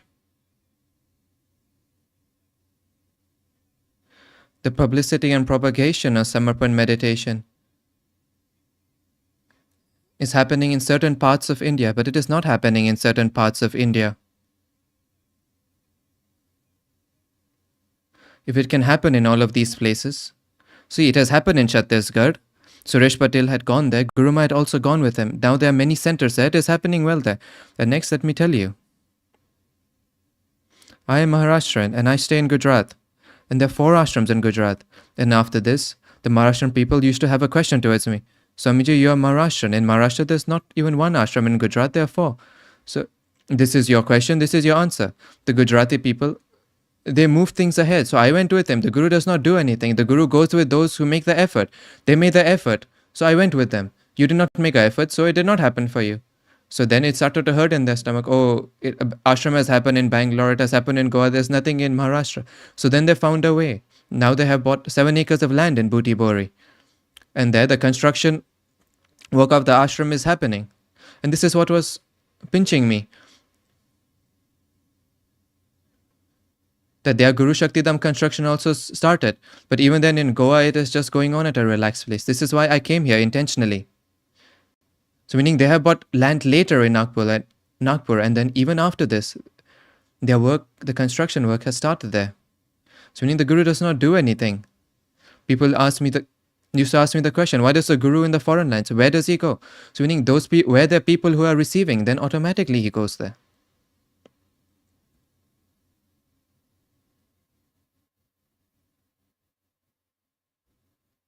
Today, this time, Chaitanya Mahotsav is going to happen in Singapore. Actually, do you know what is the case? When we do it in foreign lands, then I do not get any of these hassles. I go there in a relaxed way, I do the program. And when we do it here, in Guru Purnima, there was a lot of heat. There was no lock on the toilet. People complained to me about these things. So meaning, does it not happen there? Things must be happening there also, but it does not reach me.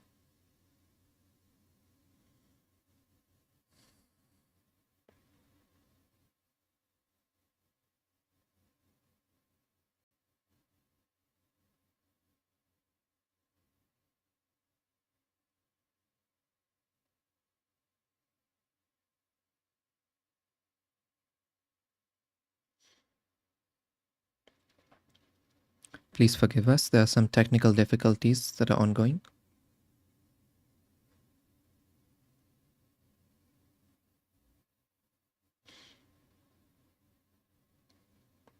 And all of you see, if you have a feeling of dissatisfaction, it will be there on the right side. When for meditation, we have to come to the center. If you keep a feeling of dissatisfaction, how can you meditate? Many people say that do this work of mine and then I will meditate after this. And then I know that this person will never do it. Why? Because that person, first of all, it is necessary to be satisfied, to be content. In whichever state you're in, first be content there. Then after you're content there, then the further progress happens from there. Whenever I do not meditate, even then energy comes within me. A lot of energy comes from which I get scared. No. Actually, what we say, that it does not come immediately. Even later, it keeps coming, slowly. So first, what state is there, accept it and remain in satisfaction. Then your further progress will happen.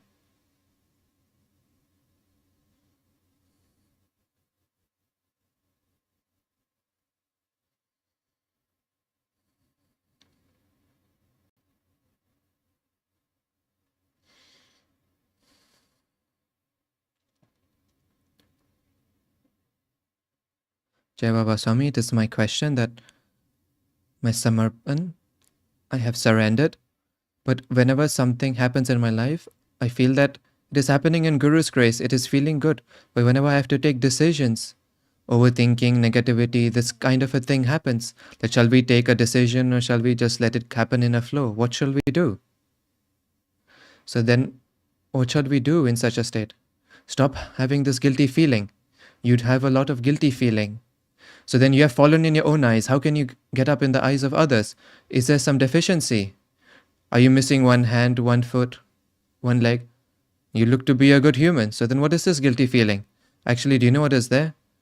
When we have a guilty feeling about ourselves, for example, you're standing in the middle of 4 girls, you will feel that there's some deficiency in you. Is there some deficiency? No, there isn't. But this is your inner feeling. So what can anyone do about this? And next, this is the place of success. I'm not just saying this for the bodies. Whenever you go to any field, you will not get success. As much effort as you do, you will not get that much success. Why will you not get it? Because your place of yash, your place of success is not good.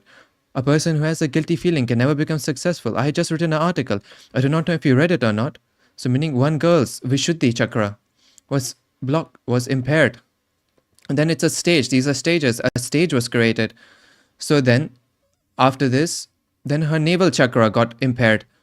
And then if her Swadhisthana chakra was impaired, then she would commit suicide. So one chakra gets impaired from the other. So I wrote an article on this. So meaning, whenever I get any such case, then I feel that everyone should know the way. So this is why I had written on this. So leave this feeling of guilt, and then the rest of the problems will be solved.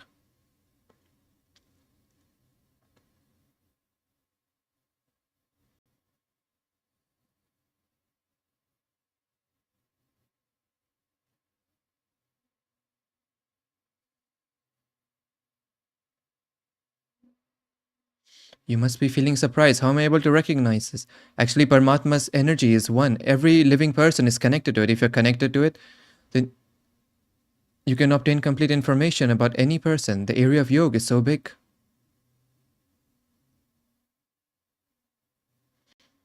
Many salutations at the holy feet of Paramatma. Swamiji?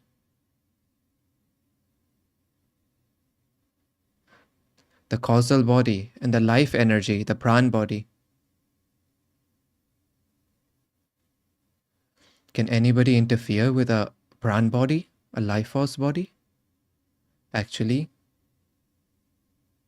if we meditate, if any interference happens, it will happen to the Guru first. It will happen to you later. So make your connection proper. Nothing will happen. Thank you, Swamiji. And then the next question is, at which level of meditation and spiritual practice does a soul get to know that along with our soul, which other souls are connected? You stop thinking a lot. Meditate. You think, how much do you think? Only God knows. I don't even get any thoughts. Don't have all of these useless thoughts.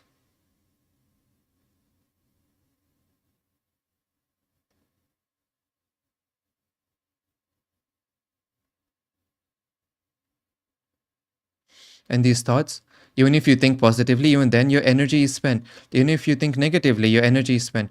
Only the thoughtless state is as such in which your energy is not spent. So stay in a thoughtless state. For half an hour a day, stay thoughtless. Many salutations at Gurudev's holy feet. Many salutations at Guru Ma's holy feet. Gurudev in Goa. We put exhibitions up in many places. So there, the school children, they ask a lot of questions. What is aura? What is the soul? What is Paramatma? And then later, when we take feedback from people, the maximum number of people say, from our childhood,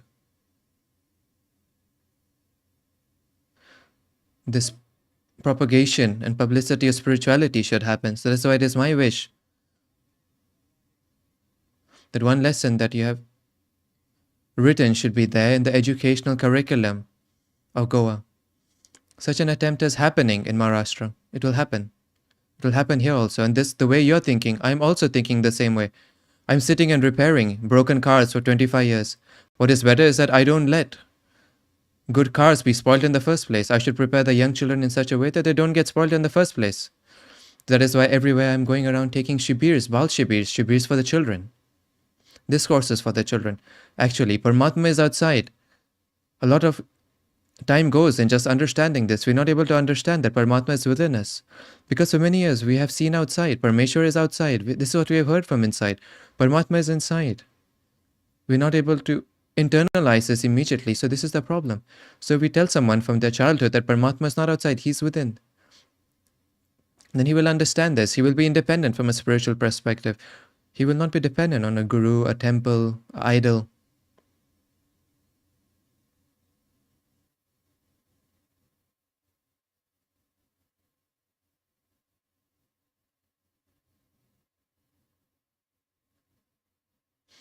Many salutations at Gurudev's holy feet.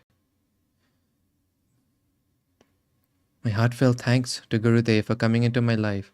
Gurudev, my question is, now you just said in your discourse that whenever you get the proximity of the Sadguru, do not look at the body of the Sadguru, look at the soul of the Sadguru. So Swamiji, to look at the soul of the Sadguru. So how can we see your soul? Please tell us by closing your eyes.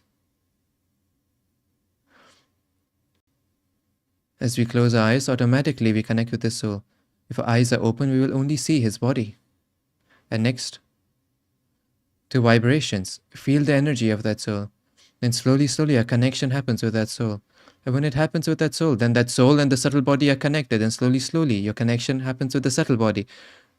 So meaning, I wish to remove your attention from my body.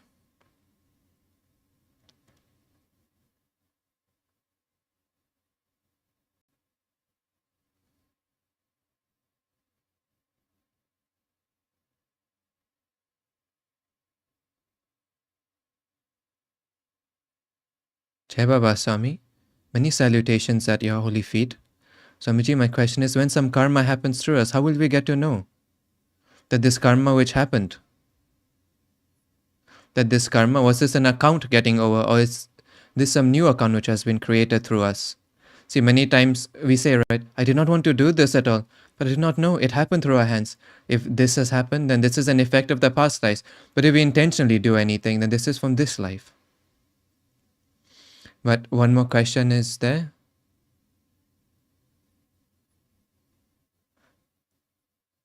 Sometimes I strongly put my chitta on someone and then I feel that, why does my chitta go here so much? No, control your chitta. Do not put it on anyone. Then you will absorb their negative energy.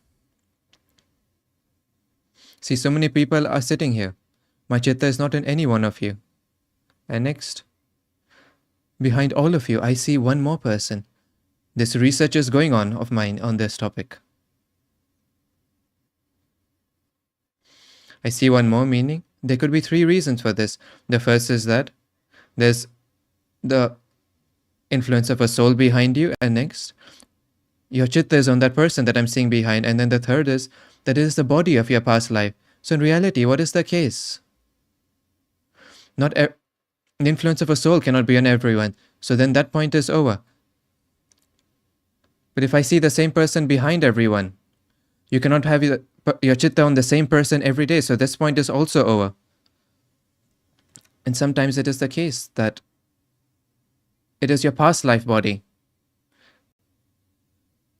So many tasks happen through our hands, and then we say, oh, I just did not want to do this, but it happened through my hands.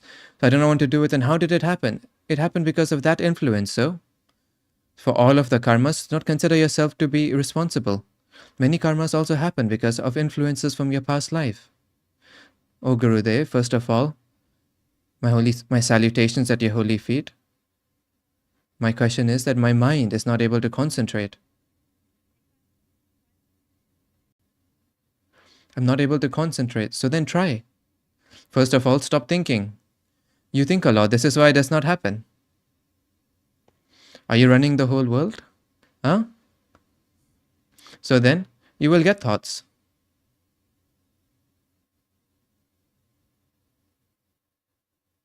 Stop thinking. Whenever you get thoughts, then always remember, Swamiji has stopped me from thinking. Then slowly, slowly, the thoughts will be brought under control. You think a lot, this is why this problem is there. And then these thoughts later go and create physical problems.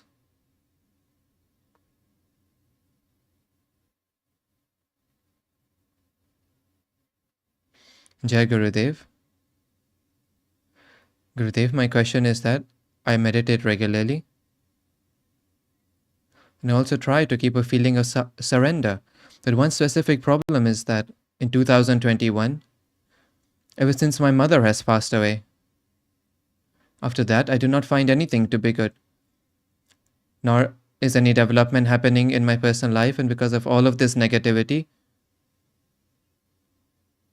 I'm having a problem in my meditation and my feeling of surrender.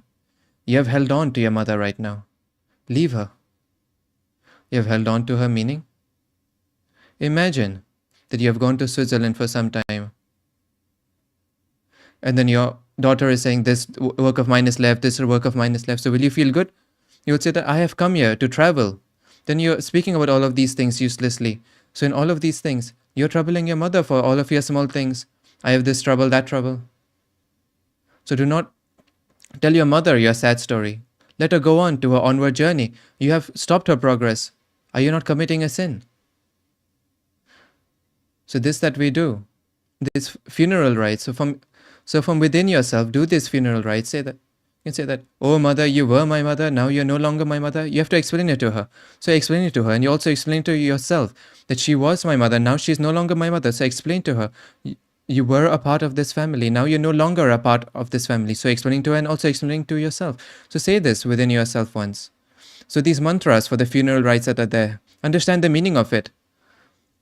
This is a manner of detaching the soul. You were a member of this family, now you're no longer. So as much as we remember, that much we are stopping that progress. And because of this, they're getting stuck. So they're getting stuck, so meaning they're also troubling you, and she's also being troubled. Both of you do not have any benefit. She also hasn't gone on to her onward journey. She's also hovering around you. Since when did she pass away? 2021. So since then till now, you have held on to her in your home. She's roaming around in your home. Even now, leave her. Even her progress for 3 years. So meaning, if she wanted to take birth somewhere, she would be a 3-year-old child today. You have stopped her birth also. So meaning, she was your mother. Even my mother was there. She died. But now should I cry?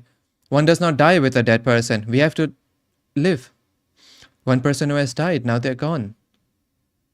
So firstly, stop remembering her. I said, pray to her. You go on to your onward progress. You were my mother, now you're no longer my mother. You were a member of this family, now you're no longer a mother. Speak to her. And pray to her. And do not tell her all of your sad stories. Tell her that explain to her that I'm happy in my life. Then automatically she will go onwards. And once she goes onwards, all of your problems will go away. All of your problems have been created because of her. So this is the way. Try it and see. And why have you held on to her for 3 years?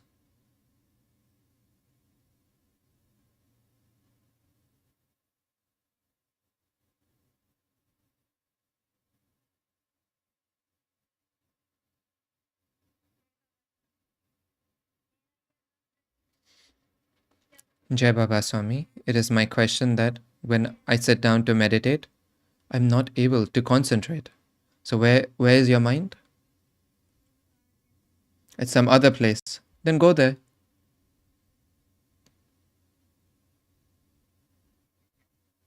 Meditate regularly and practice. And then next, improve your company. The people in whose company we stay in, those effects come. Your friends must also be like this. This is why you're also not able to concentrate. So change your company. Then a change will happen. Many times, even because of company, this effect comes on us as well. Thank you. I said to the girl, you also keep this in mind. If any family member departs, don't call them again and again. Don't tell them the problems of your shop and your material problems. Let them go on to their onward journey. As much as we remember them and we tell them our problems, then they're not able to go on to their onward journey. They get stopped. My salutations at Gurudev's holy feet. Gurudev, my question is, Gurudev, I've already met you 2 years. I had asked you a question. And my second question after that is, in December, I have gotten a job. And now in Goa, I do a contract. And I'm having so much of a confusion that should I do a job or should I do this contract? No, you meditate and whatever is good for you, that will happen. You will not be able to go on to a wrong path. Thank you, Guruji.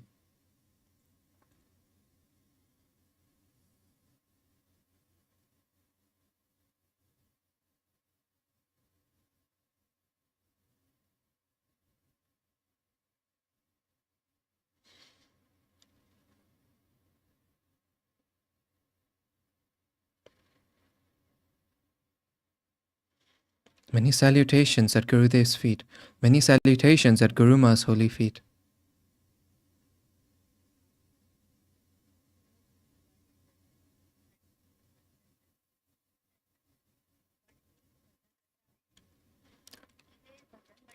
Please forgive us. This question is being asked in Marathi, so it will be skipped. We will continue translating from the next question.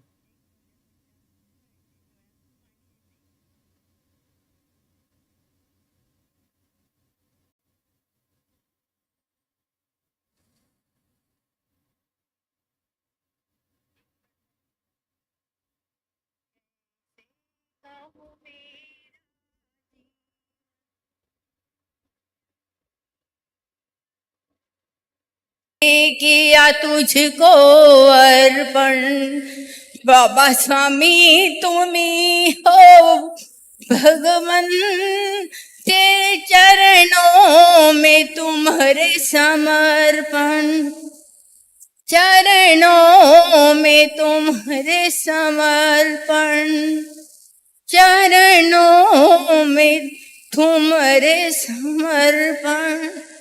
जय बाबा स्वामी।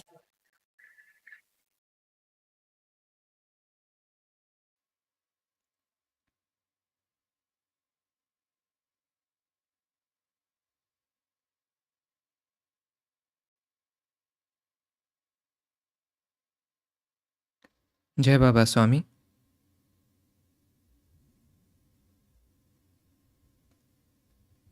Please do forgive us. This question is once again in Marathi. We will continue translating when the question is in Hindi.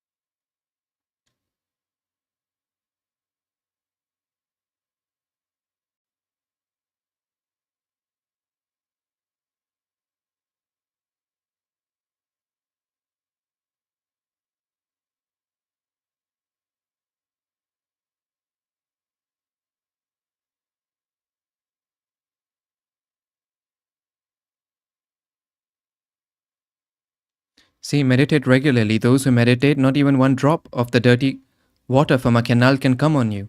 So you don't put your nose into the canal. You invite. So then what can I do?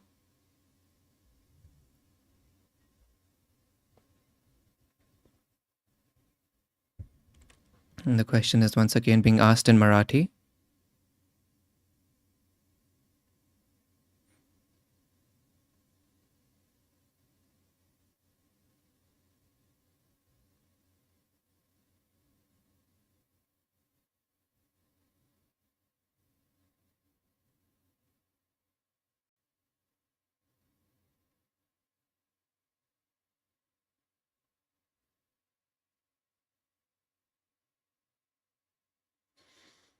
Swamiji, my question is, as you have said,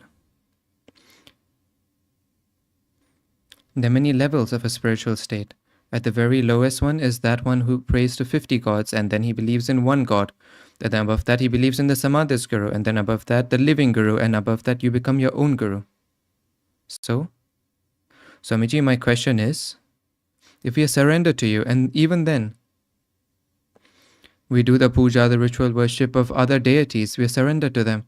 So then, does this mean we come on to the third or fourth level? And if we come, then how can we go on to the next level?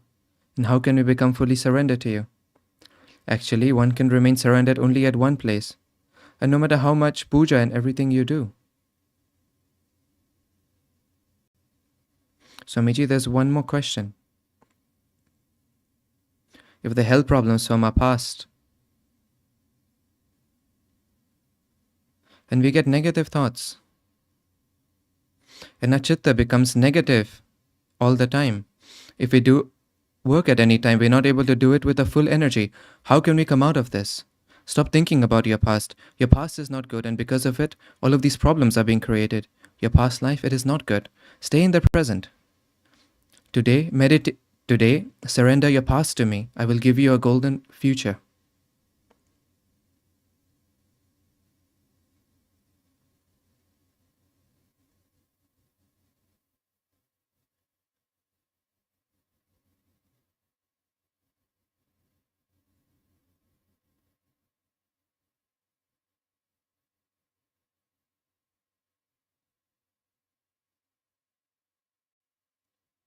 Many salutations at Gurudev's holy feet, at Guru Ma's holy feet.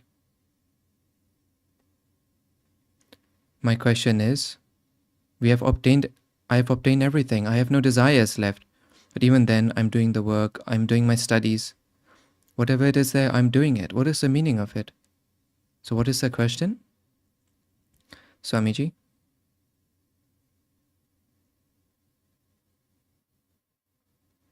I have obtained everything. This is how I'm feeling. There is no desire left. There is nothing. There is no desire to obtain anything. Even then, we are doing our work, we are studying. And it seems as if we are using our time in the correct way. What is the meaning of this? I'm not able to understand the meaning of this.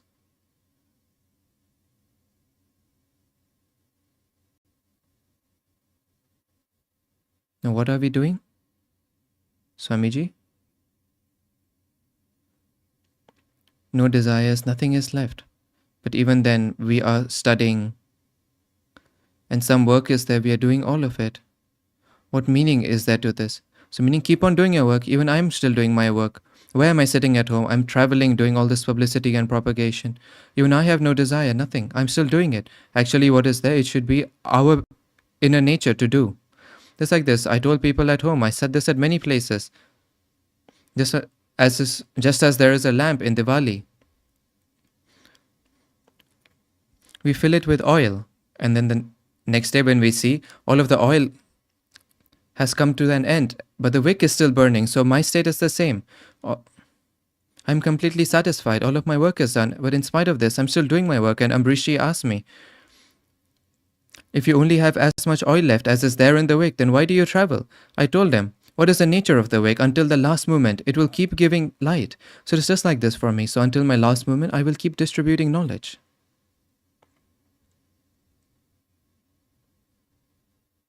You're not supposed to leave your work. You should do your work. Swamiji, my second question. What is the process of a guru? So now if I found you, Guruji,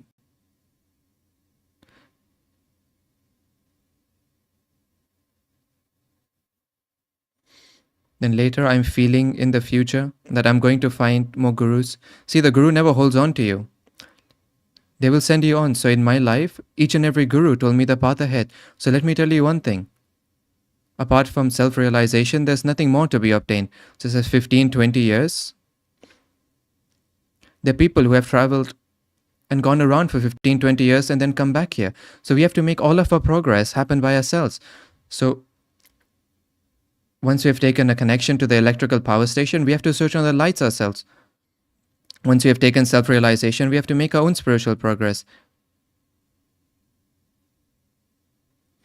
So as much as you're wandering outside, you're wasting your time. Make your own spiritual progress happen. Thank you, Guruji.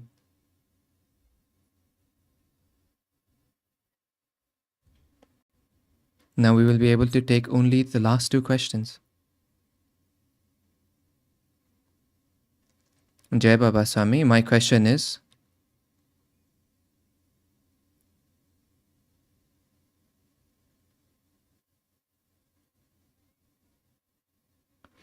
if our departed parents, they are happy, how can we get to know this?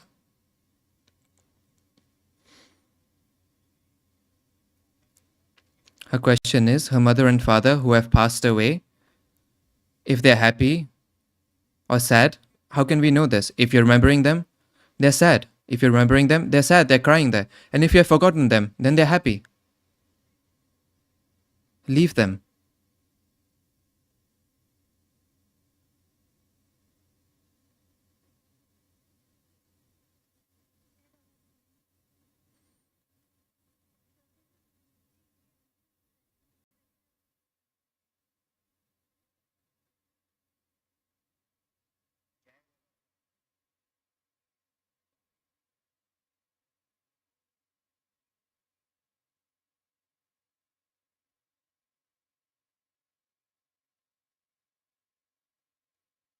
Swamiji, many salutations to your holy feet.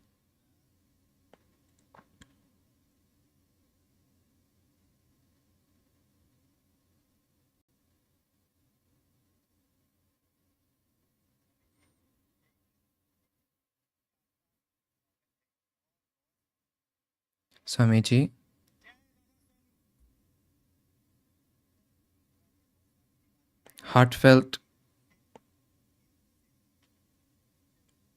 a heartfelt welcome to you, and thank you so much for coming to Goa. Swamiji, I have one question. Swamiji, there are very few sadhaks in Goa. And may the work of the Guru Shakti Dham happen as early as possible. This is my question. Swamiji, my family has also come. My children have also come. I also meditate and I do it for many years. In Shirdi, from the Mass Shivir, I'm connected since then. Swamiji, my village is Akkalkot. My place is then near Swami Samarth's place. I go there for many days with your blessings. There, one day, may a small ashram be created. Where? Akkalkot. There are many people filled with bhav, inner feeling.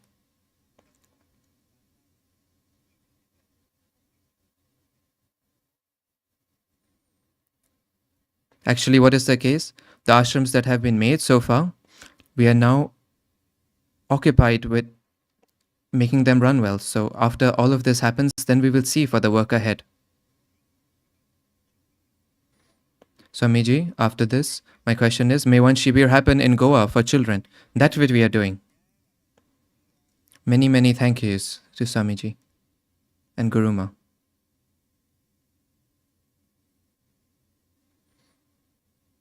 There's a newspaper called Kachamitra in Kutch.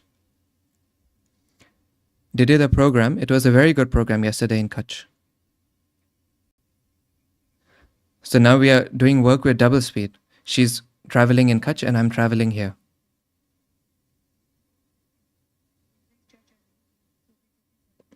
Many salutations at Gurudev's holy feet. Gurudev, I've been connected. This question is in Marathi. We ask you for your forgiveness once again.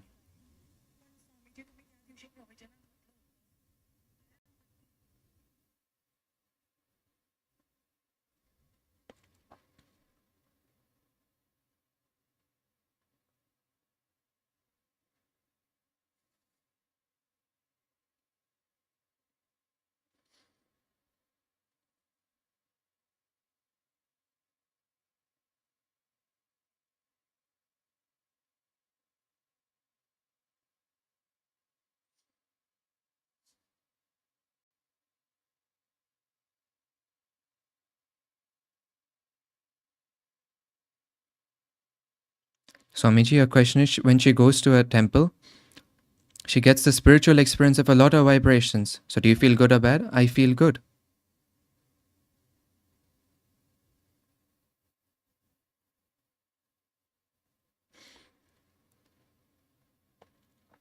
If I go to ashram and I touch a paduka, then it's like I get an electric shock. When I had gone to the ashram a few days ago, and then when I made a prayer at the Mangal Murti, then I get very strong vibrations. Why does this happen to me? Swamiji, she's saying that earlier she was a Catholic, then she got married. Now she's following the Hindu religion. So she has the doubt that whenever she goes to a temple or she comes to your ashram, then the vibration she feels.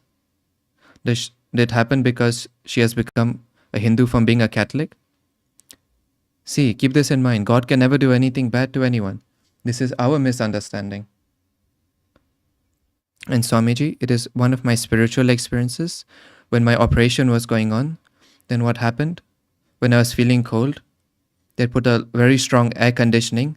Then in the operation theater, it was a minor operation for something in my mouth. All of these things that you're speaking, I'm telling you the root cause. You don't have satisfaction in life. You are a dissatisfied soul. How can this be? So what life you have, you don't have satisfaction. Is I should get this, I should get that. This that is going on, stop this. And then when you stop this, then you will become still. And when you become still, all of these problems will go away. Nothing will happen. First, make yourself satisfied. So whichever circumstances you're in, accept them. As soon as you accept them, then in my life this should happen, in my life that should happen. Dissatisfaction gets created in this. So you're a dissatisfied soul. So then negative thoughts come in there. one by one, when you're not balanced.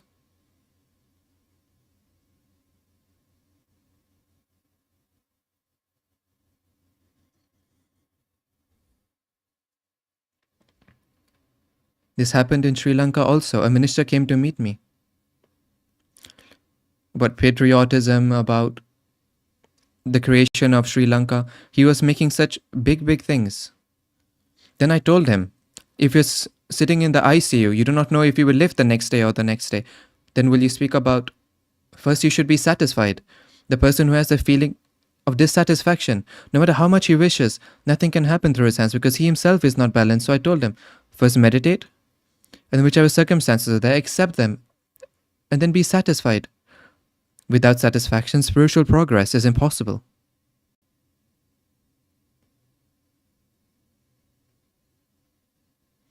Many salutations at Gurudev's holy feet. Gurudev, my question is, when my mother and I sit to meditate, then after 10-15 minutes, we start to get shocks. We start to feel sleepy. So sleep. People are not able to sleep and you're feeling sleepy, then sleep. Nothing. This problem will go away slowly.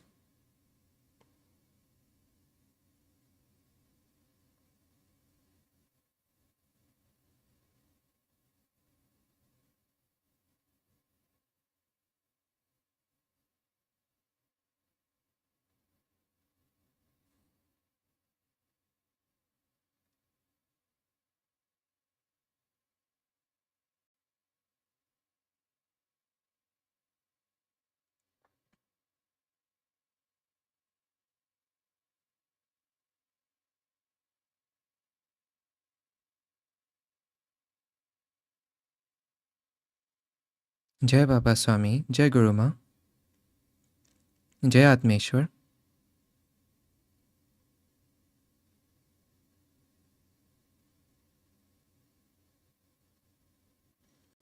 Ask your question later. My father is a zonal acharya. He gives guidance to everyone to walk on the path shown by you, but the people at home, why do they not listen to him?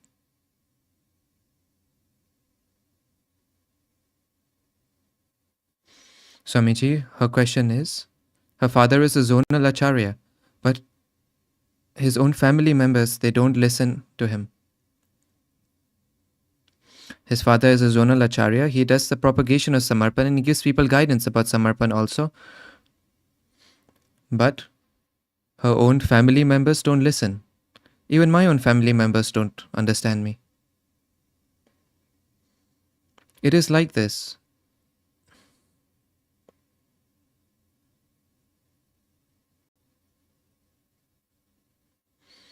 Baba, next month my brother is going to the army.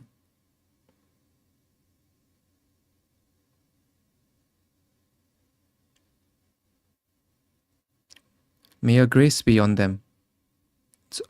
So now, there's a TV show being created on me, and the director was asking me, what are the bad incidents in your life? So I told them, I don't remember anything. But then when they started to create it, then I told them that there is one incident, which I've never written in any book anywhere. The incident is that when I came onto this path, then I faced a lot of opposition from my family. And then there's different types of opposition. I had an opposition from my home. That was one. And then whichever relatives used to come to my home, they used to come and explain to me that do not walk on this path. And then my father tried a lot to explain to me. Then he started to give me abuses. And when I still did not listen. Then when I used to give shibirs to the tribal people, then he used to say, a one-eyed king in the land of the blind, he doesn't know anything and he's trying to teach them. And then after this, when I started to go to foreign lands and I went to Japan, to Canada, then he thought that no, all of the people cannot be mad to call me. There must be something within you.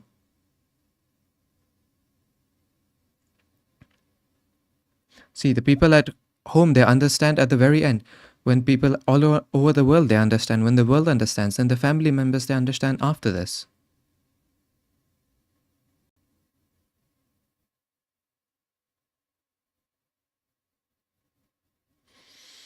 Many times I feel as I'm getting guidance from inside what I should do, but I'm not able to do it. What should I do for this? No, you should walk as per the guidance.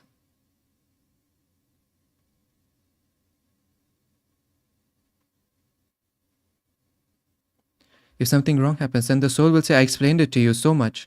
After explaining to you so much, why did you do it? So, in the whole world, don't be scared of anyone. Be scared of your soul. What is it saying? Keep your connection with it. Listen to what it is saying.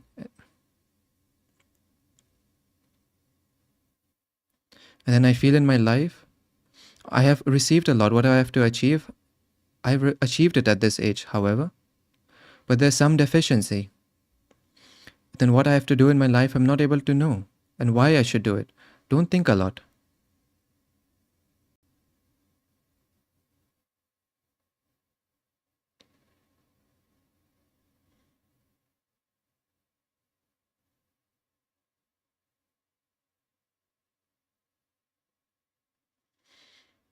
Swamiji, it happens many times that I seem to get an indication from you, but I'm not able to understand that indication. But how should we understand it? They don't understand it. If you're not able to understand it, then one should not understand it. What else?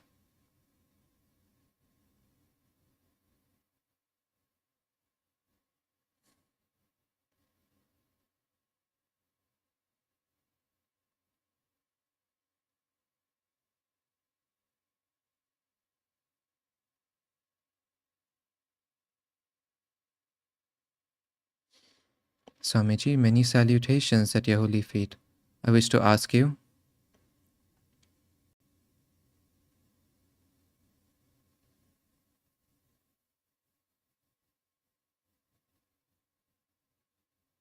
desires we are slaves of those desires, so how can we have control over them?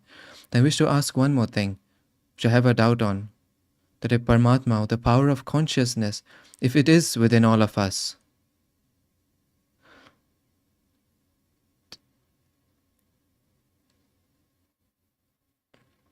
we have so many bad things in our life. Why does this happen? So I wish to ask.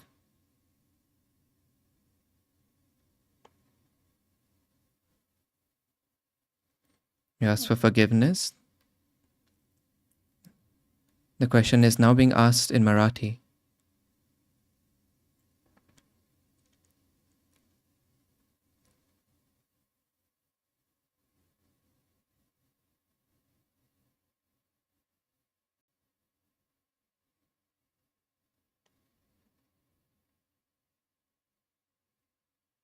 If my frequency doesn't match with that frequency, then I'm not able to listen.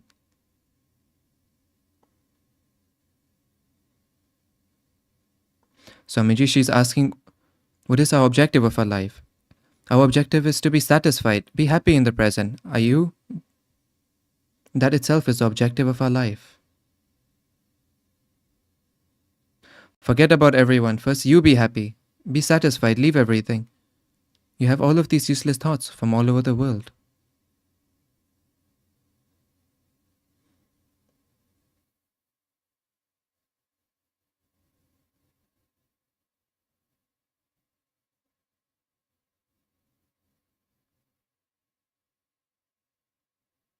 Namaskar, Jai Baba Swami.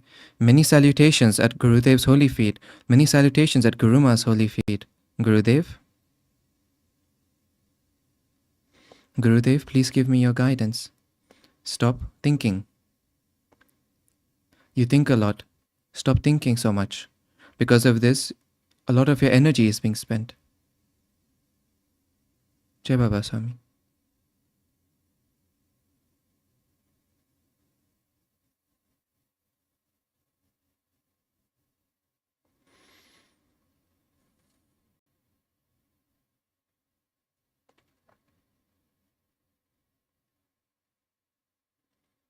I've come for the first time, and my reason for coming is that in August, an operation had happened and she recovered quickly. This is the first reason. And second is I also wished for your guidance.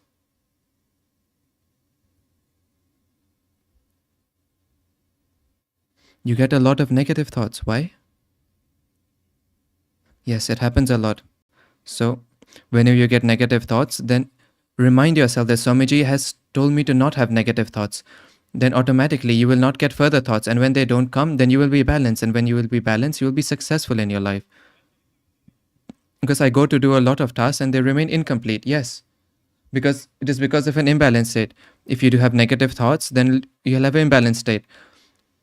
The efforts of an imbalanced person will be imbalanced and also have imbalanced results. So I wish for you to be balanced.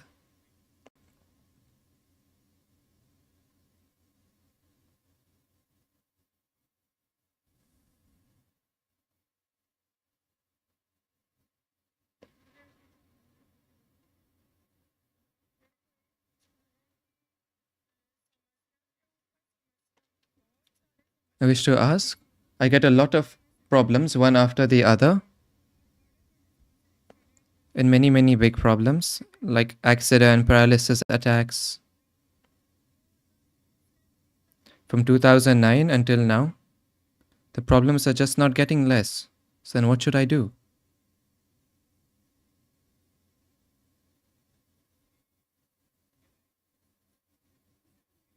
Swamiji, her question is, she keeps getting problems after the other in her life. So many problems keep coming one after the other, continuously.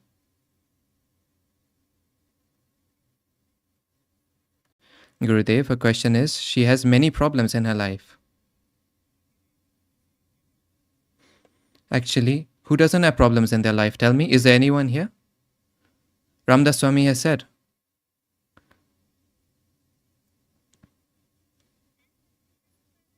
and before one ends, then the next one starts. Big problems come. Actually, what is there? The problem is there within us. All of you understand, if you have a problem, then there's a problem inside you. What do? All of your energy, you spend it in removing the problem outside, and then it even becomes solved. But then the next problem stands up in its place because its root cause is inside you.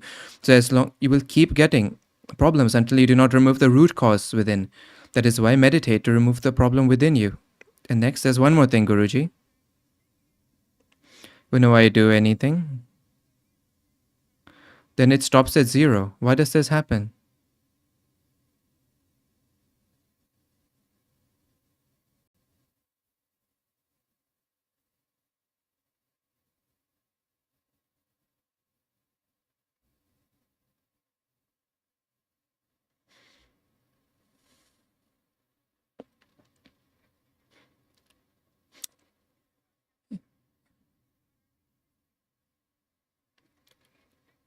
The question is now being asked in Marathi.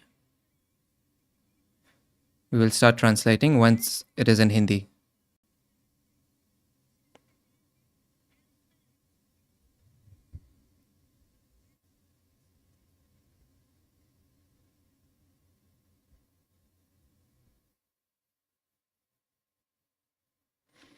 So her question is, she did so much study, she did so much, but no good progress is able to happen in her life.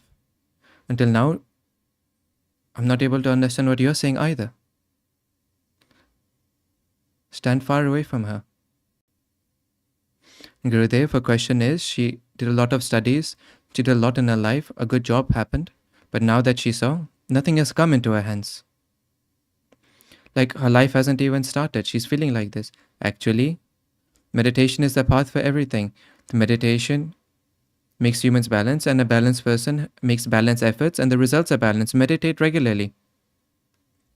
And if you're not able to meditate, go and meditate in collectivity. Go and meditate at a center. Thank you, Guruji. And there's one more request.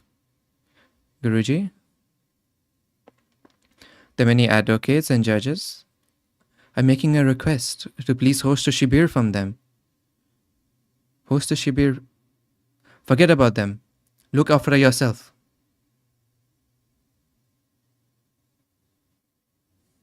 Swamiji, this was the last question.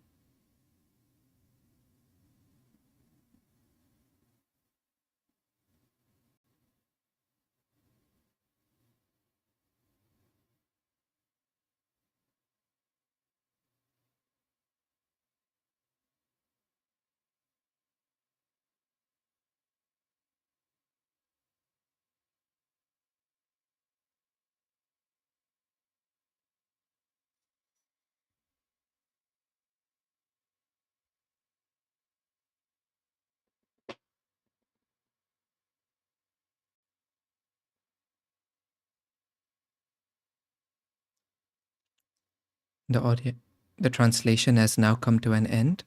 We will now switch over to the Hindi audio for the ending of this program. Thank you. Jai Baba Swami. की तरफ से सद्गुरु श्री शिवकृपानंद स्वामी जी की चरणों में फिर एक बार कोटि कोटि प्रणाम। बहुत बहुत धन्यवाद गुरुदेव, बहुत बहुत धन्यवाद। जय बाबा स्वामी।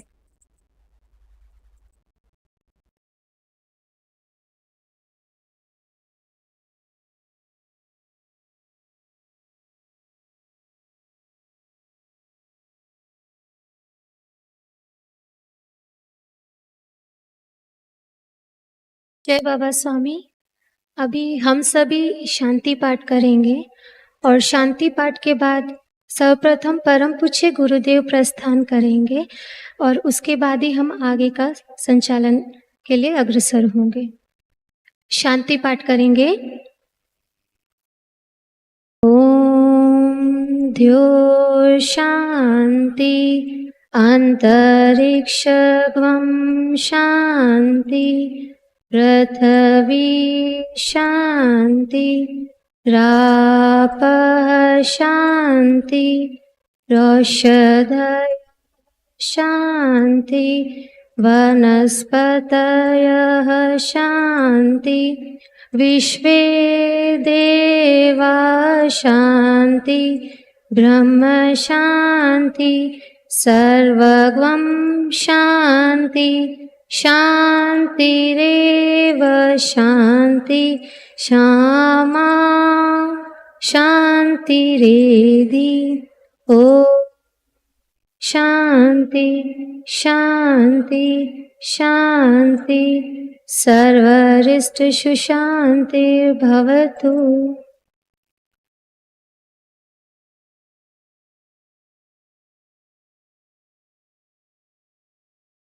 अभी परम पूज्य गुरुदेव यहाँ से प्रस्थान करेंगे।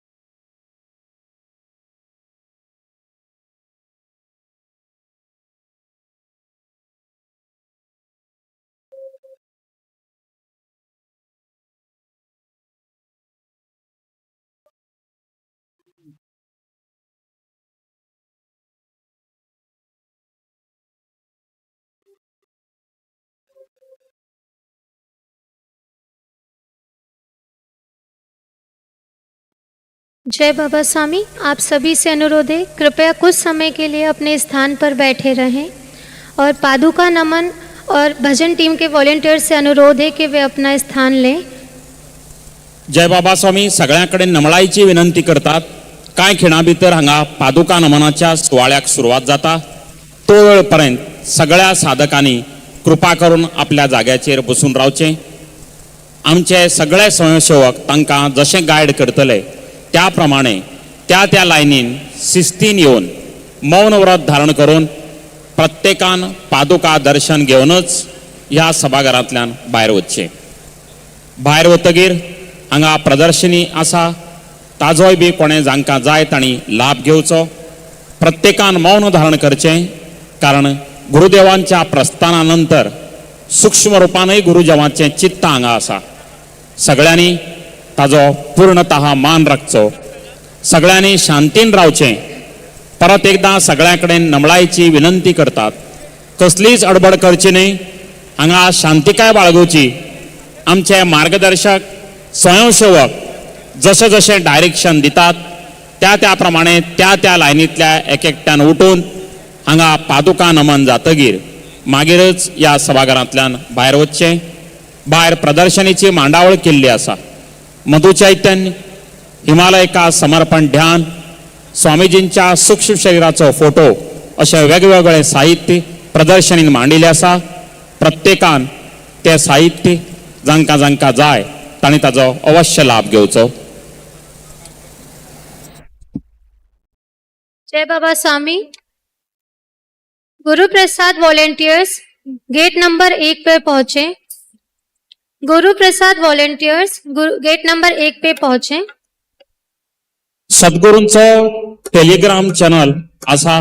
सद्गुरू श्री शिवकृपानंद स्वामीजींचो टेलिग्राम चॅनलाचेर प्रत्येकान जॉइन करचें आणि समर्पण ज्ञानाची जी माहिती आसा, जे मार्गदर्शन आसा, गुरूंचे जे जे आशीर्वादन आसा त्या सगळ्यांचो प्रत्येकान लाभ घेवचो.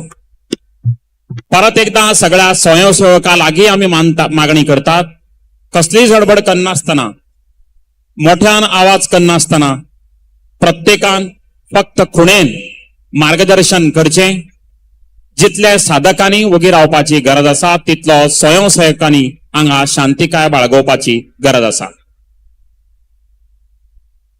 जय बाबा स्वामी. अभी हमने गुरु सानिध्य का और गुरु चैतन्य का लाभ लिया है, उसे ग्रहण किया है. कृपया हड़बड़ी ना करें, कृपया शांति से उसको बनाए रखें और इस पादुका नमन को, जो कि अभी भी हम गुरु सानिध्य में हैं, उसका हृदय से लाभ लें. अपने समर्पण भाव को बनाए रखें और व्यवस्था में सहयोग दें.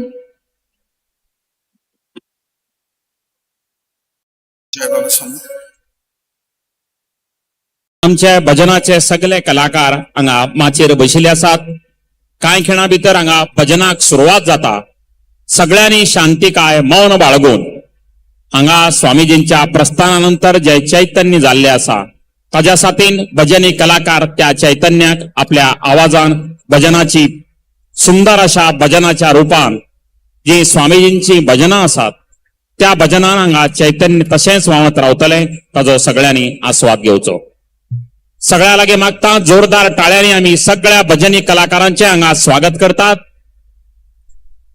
सगळ्या लागीं मागता जोरदार टाळ्यो मारून भजनी कलाकारांचे आमी स्वागत करूया.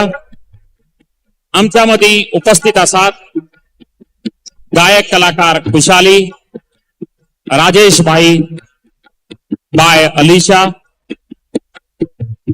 बासुरी वाजोवपाक सोनीक, हार्मोनियमाचेर आसात कृष्णाजी, ढोलकाचेर आसात आदित्यजी, सायड रिदमाचेर आसा यशवंतजी आणि तबल्याचेर आसात आमचे सगळ्यांचे आवडीचे विद्याधरबाईजी. सगळ्या लागीं मागता टाळ्यांच्या कडकडाटान आमी भजनी कलाकारांचे स्वागत करूया.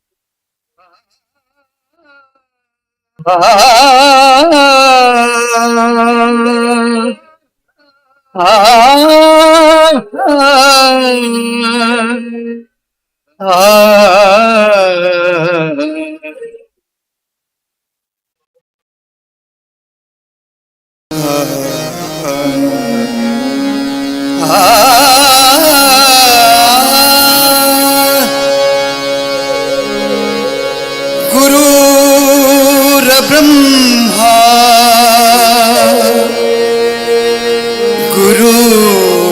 गुरुर्विष्णु गुरुर्देव महेश्वरा गुरु गुर साक्षात पर ब्रह्म तस्मै श्री गुरवे नमः। तस्मै श्री गुरवे नमः। तस्मै श्री गुरवे नमः। चैतन्यं शाश्वतं शान्तं व्योमातीतं निरञ्जनं नादबिन्दुकलातीतं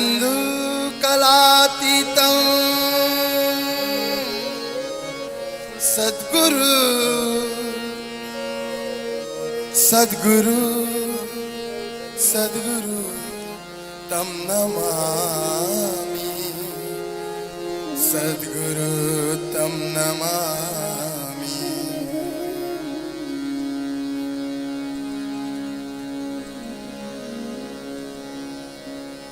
मेरी माँ